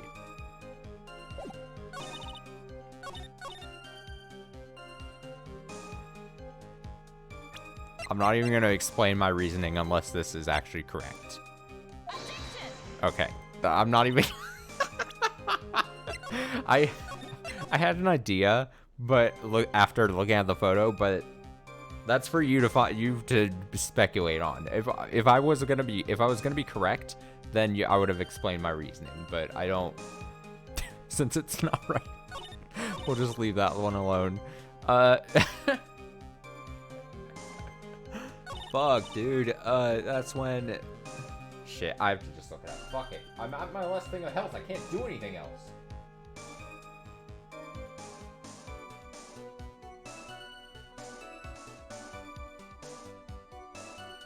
Oh, damn. Dude, I would not have figured this out. Okay. Apparently, I don't know if it would have taken me forever to figure this part. Okay, let's check the map. Okay, so apparently, if she was shoved off the bridge here, then she would have not been landing in the water, is what I think is going to be the case here. But, I mean, it's kind of, and okay, so let's explain what I was previously saying before. So I took a quick look at the picture. If you look at the bridge, there's like it's kind of speculative about, like, if you shoved someone off the bridge off to the sides, like, and it said the bridge was unchanged in these 5 years. So in theory, maybe then this bridge had the things on the sides 5 years ago as well. So then I was like, oh, you can't shove her off the side because there's like this kind of ropey kind of thing holding the bridge. That was my thinking, and that's why I selected this photo, because I was like, oh, maybe she wouldn't be able to, because I don't... Oh, but it says shoving me from the bridge from behind. But does she mean bridge, or the behind of her, or the behind of the bridge? Well, I don't know. It doesn't seem, I mean, I'm going to select the fucking answer because the guide tells me to, but like, like I look at this, well, I look at the statement, and like, the statement doesn't necessarily say like where she got shoved off into, because if you look at the picture, there's ample space to get shoved. I mean, I get shoved off to the side, I get thrown in between the slits. I'm a 14-year-old girl, you know? I get shoved, I get squeezed in between the slits on the bridge. I don't know how thick those are. I don't know how big the spaces in between are. You know what I mean? Fucking whatever. It's the answer. You say that Mr. Falls pushed you into the Eagle River. However, that's hard to believe. But it's true. I felt a push on my back. I'm certain of it. It was Mr. Falls. I'm sorry. I guess I wasn't clear enough. I shouldn't have said, that's hard to believe. I should have said, that's impossible. Oh, impossible? I ask that the court recall the condition of Dusky Bridge, now and 5 years ago.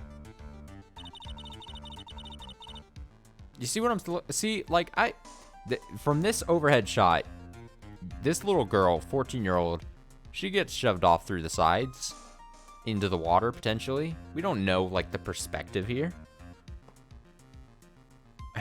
Whatever. That bridge hasn't changed one bit in these last 5 years. If someone had pushed you from behind, as you have claimed... Whoa! I mean, that's so speculative. Like, especially asking the player to come up with that, when, like, that one photo, we don't know where she got shoved. Yes. I mean, all we're seeing is the animation of that lump that just falls to the the river constantly. It just goes blop. So that's the only thing in my head as a player. Whatever. Instead of being carried away by the river, so bitter. It's like, you would have been smashed by the bedrock below. A most certain death. Do you understand now, Dolly Hawthorne? The very notion that my client pushed you from behind is impossible.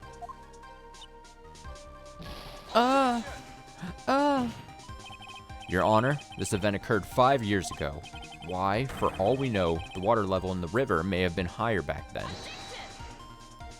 But it's 40 feet from the bridge to the river. A small change in the water level wouldn't have made a difference. Ugh. Oh, you're right. If the events occurred just as the witness has testified, then the defendant couldn't have pushed the witness into the river. Young lady, what's the meaning of this? You see, Just a moment, Your Honor. It's true that the witness testified the defendant pushed her into the river. However, she never stated that she fell from the back end of the bridge. Yeah, that's what I'm saying. What? What do you mean? After being shot in the arm, it's plausible that Mr. Falls panicked. Therefore, he could have unwittingly pushed her off the side of the bridge. Push. Water. If that's true, she would have fallen into the river. Well, Miss Hawthorne, is Mr. Edgeworth's explanation correct? Now that you mention it, I do remember now. When I fell off the bridge, my skirt got caught on one of the bridge's side wires. You can't be serious. Order! Order in the court! Man, I exactly called the defensive statement that that Edgeworth gave. I called it. I am Edgeworth. I'm the prosecutor. It seems Miss Faye's assault has finally reached its conclusion. Not now, Mia. There's no time to retreat. Unfortunately for you, this is just the start of Miss Faye's assault. What? You're referring to yourself in the third person. I believe your reasoning went something like this, Mr. Edgeworth. After being shot in the arm, it's plausible that Mr. Falls panicked. Therefore, he could have unwittingly pushed her off the side of the bridge. However, once again, I'm forced to say it's impossible. Ridiculous. What's so impossible about it? I feel like I'm gonna have to save. I must save. Oh, I saved just in time. Look at that. Because your flawed logic contradicts the court record of...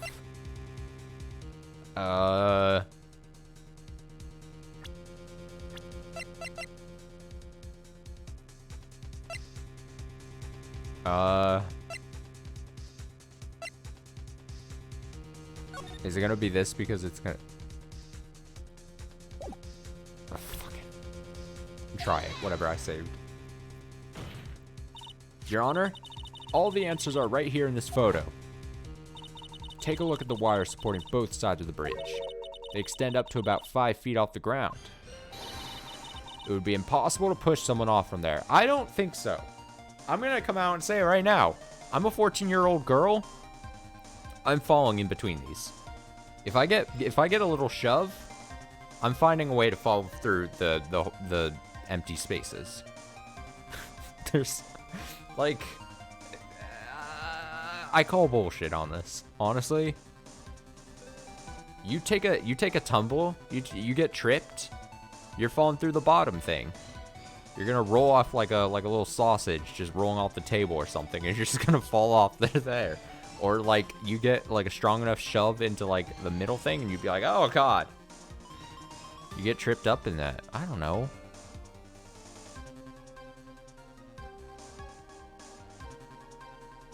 Yeah, exactly. I'm coming from the knowledge of a small, frail 14-year-old girl. I would just fall right through that. It would be impossible to push someone off from there. No! But let's remember the size and strength of the defendant. God, I am Edgeworth. Wires like this wouldn't be a problem for him. He could have easily picked up a 14-year-old girl and thrown her over, just chucked her over. So young, and already so forgetful, Mr. Edgeworth. Mr. Falls had been shot in the right arm. Oh! And more importantly, Valerie Hawthorne had her gun trained on him at point-blank range.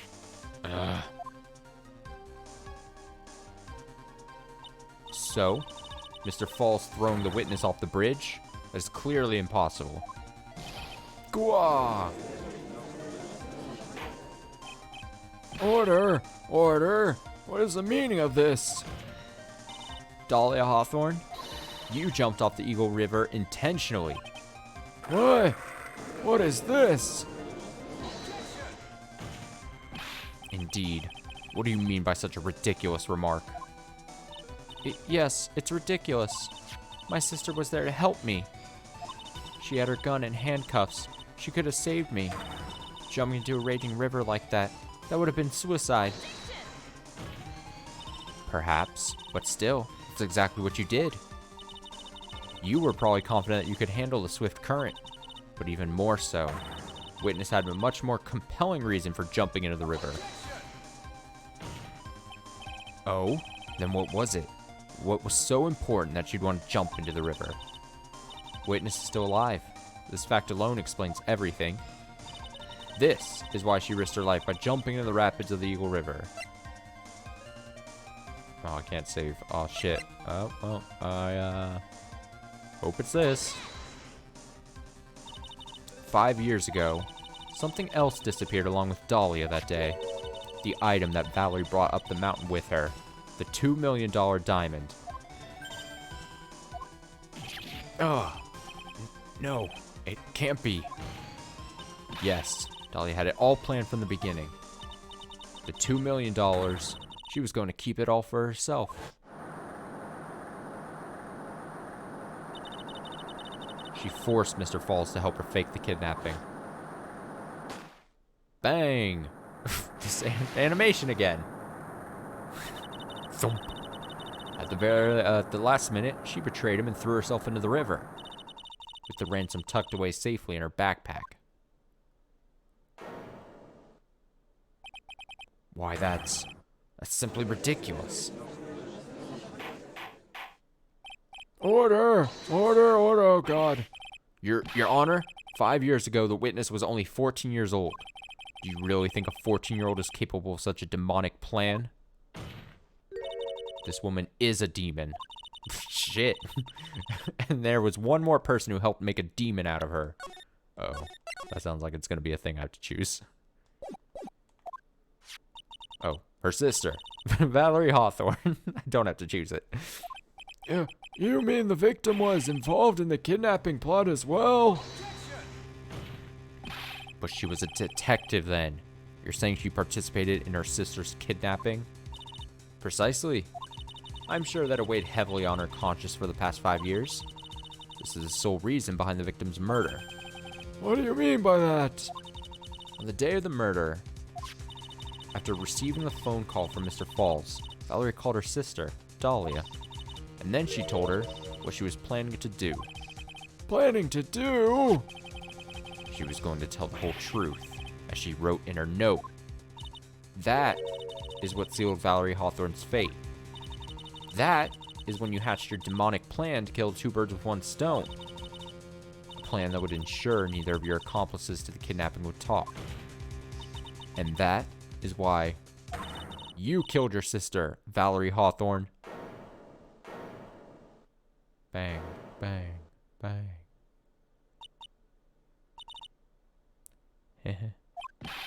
Who is that? Laughing at a time like this?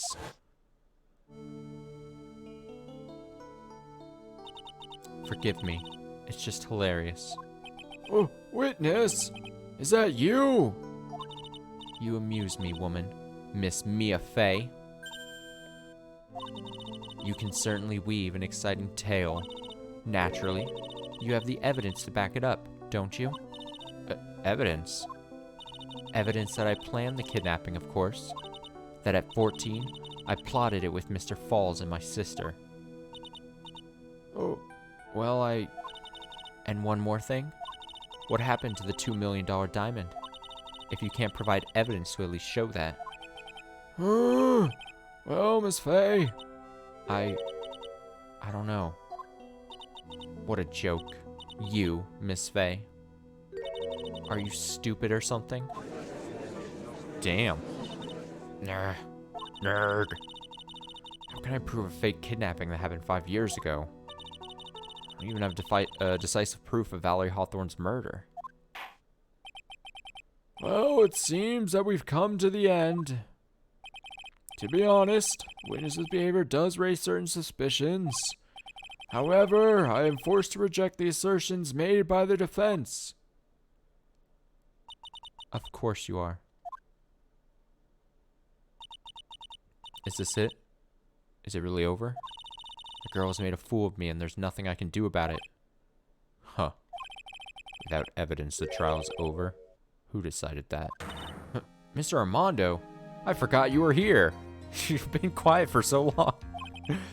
Come on now, kitten. Haven't you figured out that you can make your own rules? For example, even if there's no evidence, there's still testimony. Testimony? On the day in question, Dolly Hawthorne murdered her sister, Valerie Hawthorne. She hid her body in the trunk of Mr. Fall's stolen car and then went to meet with him.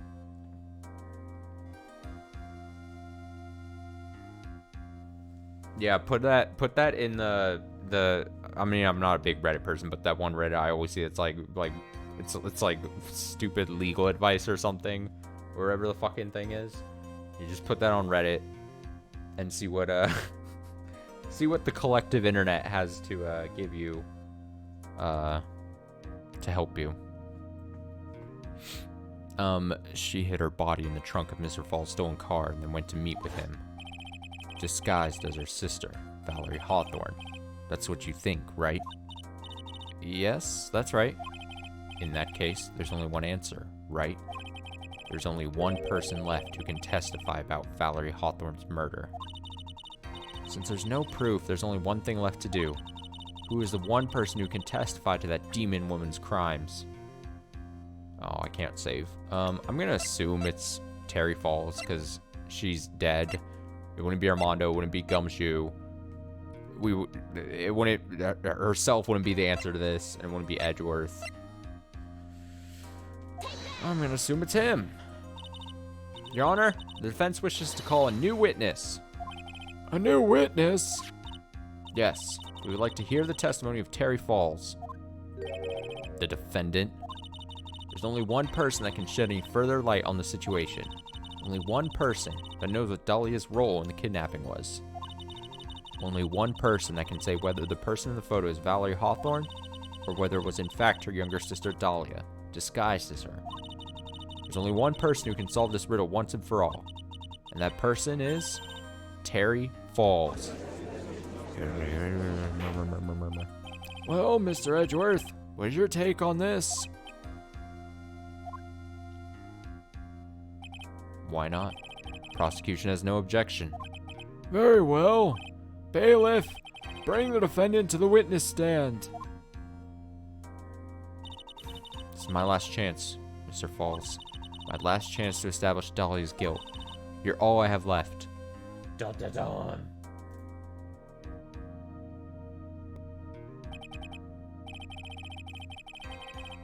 Defendant, you've heard everything that's been said up to this point, yes? I don't believe it. No way. Dahlia died 5 years ago. Valerie betrayed me. Mr. Falls, I don't know what she said to you 5 years ago, but one thing is clear. Dolly is very much alive, and you were used for $2 million. That's not true. Mr. Falls, there's only one question I want the answer to. 2 days ago on Dusky Bridge, who did you meet? Was it Valerie Hawthorne, or was it Dahlia Hawthorne?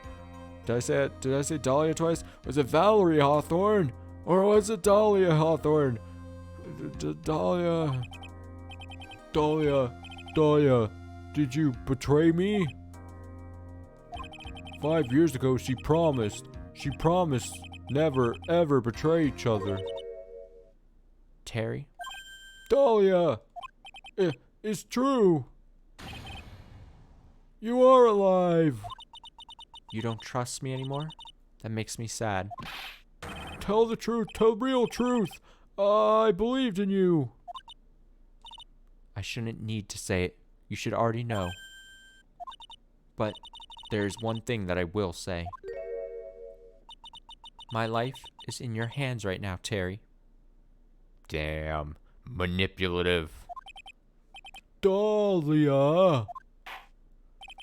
I will allow Mr. Falls to testify once, and once only. Well then, Mr. Falls, yours will be the final testimony in this trial. Also, I'm totally losing my voice. I can feel it coming. This old man voice I do is ripping my throat apart. I've said it before, but I'm really glad during my day job I don't have to like talk at all. I can just rest it. All right. Witness! Eek! I'm sorry. I apologize. Ooh, ooh, ooh. Water! Please, water! Can't talk. Need water. Huh. Oh well. I guess it'll have to be my coffee instead. At least it'll match the way he's probably feeling right now. Darker and bitterer than hell itself. Whoa! Give him a Crazy Dave voice. Crazy Dave, is that from like what, Plants vs. Zombies back in the day? I can't do a Crazy Dave voice.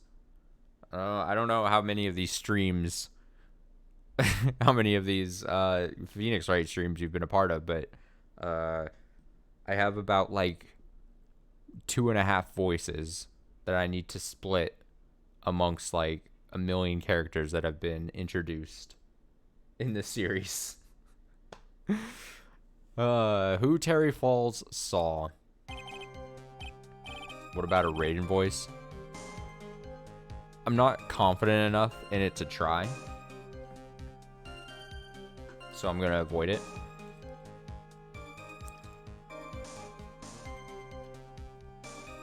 I just don't have good. I'm not a good impressionist at all. Like at all.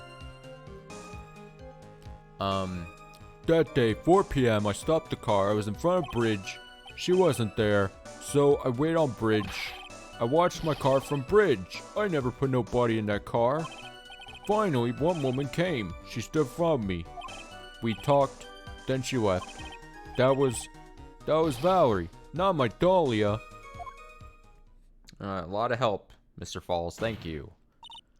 Mr. Falls, you're covering for her. Do you think she would do the same for you? That's enough, Miss Fay.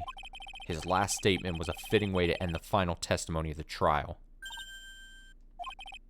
Well then, Miss Fay, please proceed with your cross-examination. Also, I'm a stickler. I'm not gonna change voices for a character midway through. That's not the way I do things. Is this how you want it to end, Mr. Falls? Another guilty verdict to go along with your death sentence. There's only one person who can stop it. You, kitten. I think. Here we go. Let's do it. Let's see what's going on. 3, 4, 5, 6. Alright, these statements are like nothing. Feels like. Flimsy. According to the note, the meeting was supposed to take place at 4:30. You certainly arrived early, didn't you? It was raining. Already dark, too. You waited on the bridge for 30 minutes? Mr. Falls? Eagle Mountain, that spot. Strong memories. Why did he just clam up? Could it be he's hiding something here? What was it? The day 4 p.m. I stopped the car. I was in front of the bridge. Okay. You were quite early, so you waited on the bridge, correct? Yeah, I like waiting. I'm used to it. I'm sure he is. Zebra Boy waited 5 years to ask a single question. To find out why a woman betrayed him. To him, 30 minutes must have been like a blink of the eye.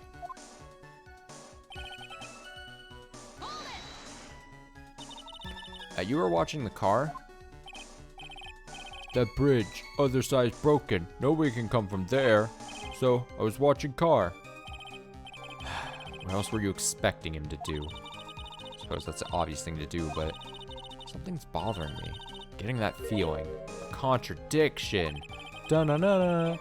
I wonder what's on the other side of the broken bridge anyway. No one lives there. There's a small shrine up on the mountain, but that's it. Anyway, nobody came, no car, nothing. Mr. Falls, think carefully now. Are you certain that it was Valerie Hawthorne? I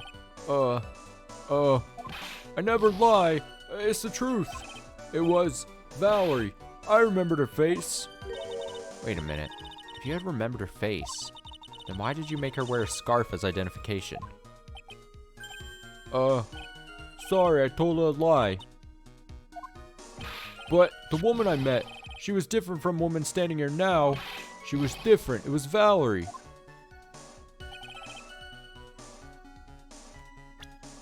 I need to...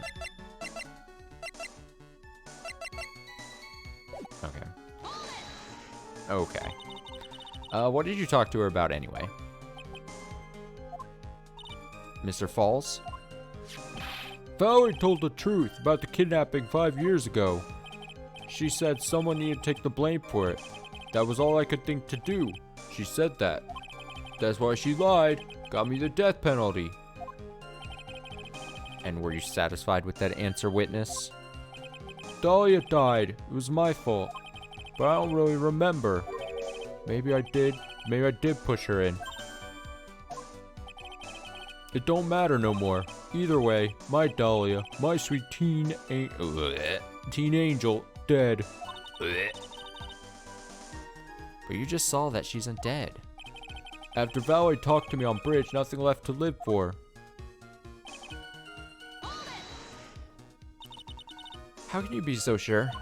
It wasn't raining at the time. The sunset that day was at 5 o'clock. It would have already been pretty dark on that mount at 4:30. Please, Mr. Falls. This is your last chance. You've already taken the fall once for something you didn't do. That woman. It wasn't Dahlia. Stop right there. What more needs to be said? Huh. Even if it means the death penalty, even if it means taking the blame for murder, you'll still do whatever it is necessary to protect her, won't you, Mr. Falls? I know it's obvious, but he's clearly lying. He's been cursed by Dahlia Hawthorne. He'll probably go to his grave still believing in her. Mr. Falls. Even if you can show he's lying, poor guy will still be cursed. You'll still have to point out the contradiction anyway. That's the curse of being a defense lawyer, I guess. Alright, so we gotta figure this out. That day, I stopped the car, I was in front of the bridge. She wasn't there, so I waited on bridge. She wasn't there, so I waited on bridge. I watched my car from bridge. I never put no body in that car.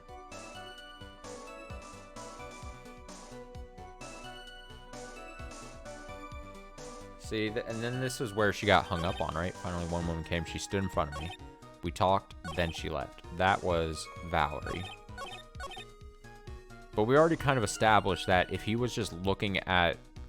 Like, the body had to have already...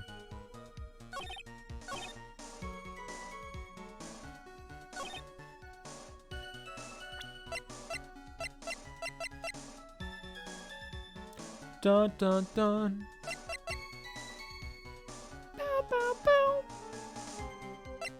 Ba-dum-bum-bum.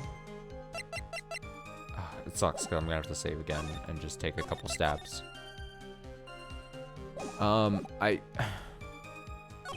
She got hung up on this thing. I watched the car from the bridge.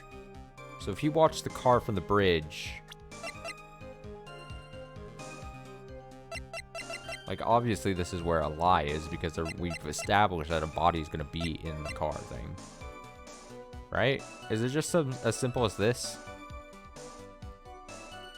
I mean, it's not gonna be this. It's not gonna be this.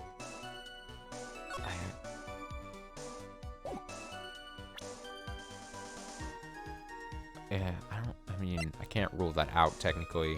Don't think it's gonna be this. Oh, is it this?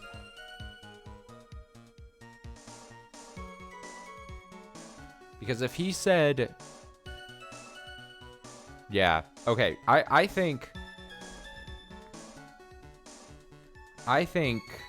what it is that if he's saying he was already there and he's looking out to the car, or the car's behind, like in this picture, the car is technically behind the guy right now. So if he gets there early, if he's saying he was already there, why would she then be on this side of him? That doesn't make sense. So he's lying. So he got there second. So I'm going to assume she wasn't there, so I waited on bridge. I don't know which of these statements to present this on, but the fact is that if he's saying he got there first, the car is behind him in this photo, because we can see here. The car is behind. It wouldn't make sense for him to... It wouldn't make sense for them to, like, do-si-do on the bridge.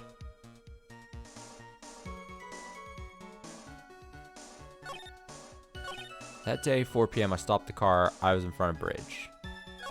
She wasn't there, so I waited on bridge. Yeah, I'm going to assume it's this, because she wasn't there, so I waited on bridge. Both of those things... Hi-ya! So when you got to the bridge, no one had arrived, huh? So you waited on the bridge. You're sure of that? Yeah, I'm sure. You're sure, huh? Well, then I'm sure too, Mr. Falls. I'm sure that you're lying. Got him! Fucking got him! Fucking got him. Huh? What? Oh? I would love to hear your rationale on this, Miss Faye. You want to know who arrived at the bridge first? Just look at this photo. It's perfectly clear. Obviously, the person that came first would be the one at the end of that bridge, right? But that's the victim at the end of the bridge. Precisely my point. In other words, Mr. Falls, you must have arrived at the bridge after she did. Man, good thing I fucking got this one thing correct on my own. Blah. Blah. oh shit, he's turning into a vampire. Blah, blah. Oh shit, watch out. Mr. Falls, please don't get so worked up. We just want the truth. I got there around 4 o'clock. It's true. I had somewhere to go, a special place. Did you go to the special place before you went to the bridge? Yeah, it's an old temple about 15 yards from the bridge. 5 years ago, me and Dahlia, we promised each other. We swore we wouldn't betray each other. She brought a memento to represent our love. A memento? 5 years ago, I hid it under base of tree there. It's a special memory for... Uh-oh. It's a special memory for me. This is it. This is what I went to get. This little bottle on a necklace is your memento. It's quite charming, but it looks empty. My throat will not allow me to do the complete 100% raspy. It's quite charming, but it looks empty. Your Honor, you heard what my client said. He arrived at the scene at 4 o'clock. But he then left his car unattended and walked away. He was gone for approximately 30 minutes. With that much time, Dolly Hawthorne could have easily hidden the body in the trunk of his car. No! Indeed, there certainly was enough time for it. Still got a chance. Mr. Falls, there's no mistaking it. Huh? Mr. Falls? Oh, shit! No fucking way! That's enough. Please. Oh, he took it. He took the poison! No! No! No! Mr. Falls, no! Witness! I promised her 5 years ago, if it ever happens, that we can't trust each other no more, then We're supposed to drink. Bottle. Ugh. No, stop the trial. Your Honor, we need a recess. I was stupid. Couldn't keep promise. So I did it. I drank this. No, we are so close. Just a little more. It's going to prove your innocence. No, don't want that. Don't trust self. Maybe kill again. Kill sweet Dahlia again. Mr. Falls. Mr. Armando? Thanks for the coffee.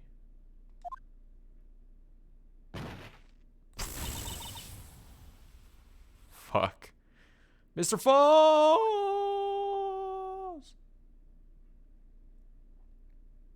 Yikes. And so my first trial ended, suddenly and tragically. It ended with no winners, only losers. I ended up with a wound that cut so deep into my soul, I thought it would never heal.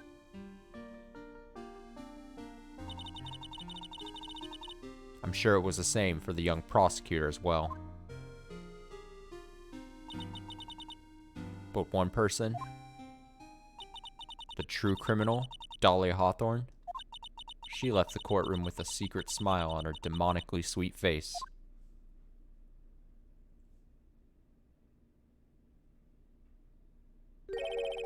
Unforgivable. That witch. Mr. Armando? We were so close to the truth. It was right there in front of us. You were just a little too soft, kitten. It's my fault? It's all my fault that Mr. Falls killed himself? Don't cry, kitten. You're going to make my coffee all salty. I knew it. I knew I wasn't... Oh, I was reading it as like a question mark, but it wasn't a question mark. She was actually saying... She wasn't questioning him calling her out like that. She was saying, it is my fault. I kind of read it wrong. My mistake. I knew it. I knew I wasn't cut out for this. Mia. Ooh-doo-doo-doo. Get that smooth jazz coming in for the first time this episode. Don't you get it? You can't cry yet. Whoa. Whoa. The only time a lawyer can cry is when it's all over. Mr. Armando?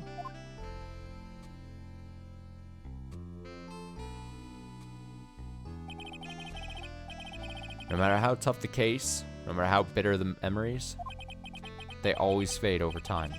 Then you file them away and eventually forget them.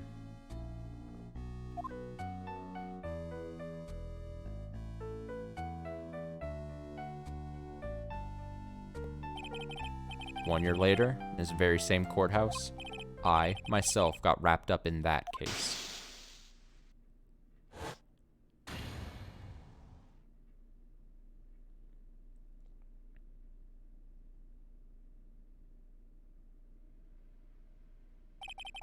Only after that did Dahlia Hawthorne get put on trial for her crimes.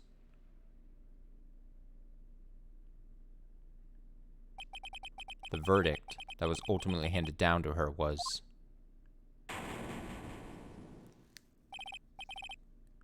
guilty, of course. Naturally, when the verdict was read, she had a perfect angelic smile on her face.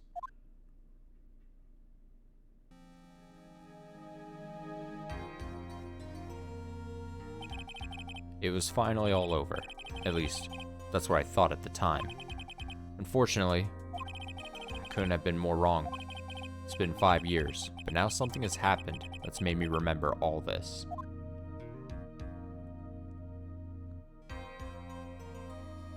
Oh, shit. Okay. Alright. I gotta say something about this episode. Oh, shit. Fuck, a brand new episode. Okay, the final episode in this trilogy of games. We're finally here. I can't believe I did it. Can't believe I did episode 4 in all one night. Alright, here's the thing. Episode 4 of this third game probably has been my favorite episode this whole series. Now, 2 things to say about that. 1, Is it possibly because it was pretty dang short? Yes. 2, is it possibly because I didn't have to do any investigation? Probably, yeah. Because what did that mean? If there's no investigation, then 2 things ends up happening. A, I don't have to do any of the annoying investigation and moving around and asking people questions and then the stupid psyche lock things. I don't have to do any of that bullshit. That is one of my least fun moments of this game, is walking around going like, oh, fucking, let me go talk to this person and then try to do, like, that shit sucks. So I don't have to do any of that. Plus, by not doing an investigation, I don't have a million pieces of evidence, which also declutters the actual trials. Like, if I'm not juggling like 3 pages of evidence, then it's it's still kind of annoying, but it's slightly less annoying trying to find the piece of evidence you need to give to a certain thing. So, but yes, so those reasons are kind of why I liked that last episode. But also, a lot of interesting, there was a lot of interest in that. Maybe my biggest criticism then is that I think maybe it's the structure of the normal episodes that I don't like. Maybe I don't like that we go investigation phase, trial, investigation, trial. Like, maybe that breaks it up too much for me. And maybe that's why I don't like them. But I do think, because I'm trying to nail down why I'm not vibing with this game as much as I probably should be. And, you know, there's all my complaints I've levied towards the game throughout this whole series. But, like, I think that episode was so much more fun and fluid and didn't have a lot of the annoying bullshit in it. And that's why it was a great episode. Yeah, there was a lot of interest in, like, the actual trial itself and a lot of interesting things coming out. But, like, it decluttered all my evidence. It decluttered the annoying walking from scene to scene and asking fucking stupid characters about every little thing and then being like, oh, I missed this one thing. Like, it was actually fun. I gotta say, that was my favorite episode. Episode 4 of the 3rd game.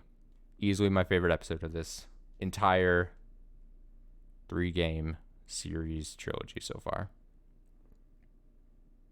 So, that's what I'll say about that.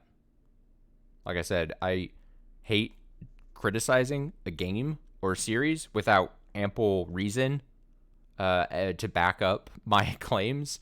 And so, yeah, as I've been playing this whole series, I'm like trying to nail down exactly what it is that's not clicking with me. And yeah, I think that episode was a great example of a reason why, like, that episode didn't have a lot of the normal shit in regular episodes. And it just felt a lot better throughout the whole thing. It's just constantly hit after hit of, like, interest and not slow, annoying plotting. Plotting through mud, basically, is what it feels like most of the time in this game. But whatever. It's over. So, we're on episode 5. I'm not obviously going to start it tonight. But, yeah, I don't know. I actually don't know when we're going to start episode 5, because now that I have, like, the final episode, there's a part of me that, I want to finish this before the end of the month, but it's going to take a lot of work. But I also want to take, like, just a tiny break from this game, because we've been hitting this hard for a while, this past, like, week. So, we'll see. I assume sometime it'll be played at least probably, like, sometime else this week. I just don't know if it'll be tomorrow. I do need to go, though. I need to part ways. Thank you so much for watching. I need to go. I'm going to start watching The Rehearsal. I haven't watched it. I finally got some HBO Max login credentials, and I'm going to watch that before I pass out for the night. So, thank you so much for watching, as always. You can go watch me complain through the rest of the Phoenix Wright series. That's all up on YouTube. Other than that, I should be back tomorrow night with something probably not Phoenix Wright. So, until tomorrow night.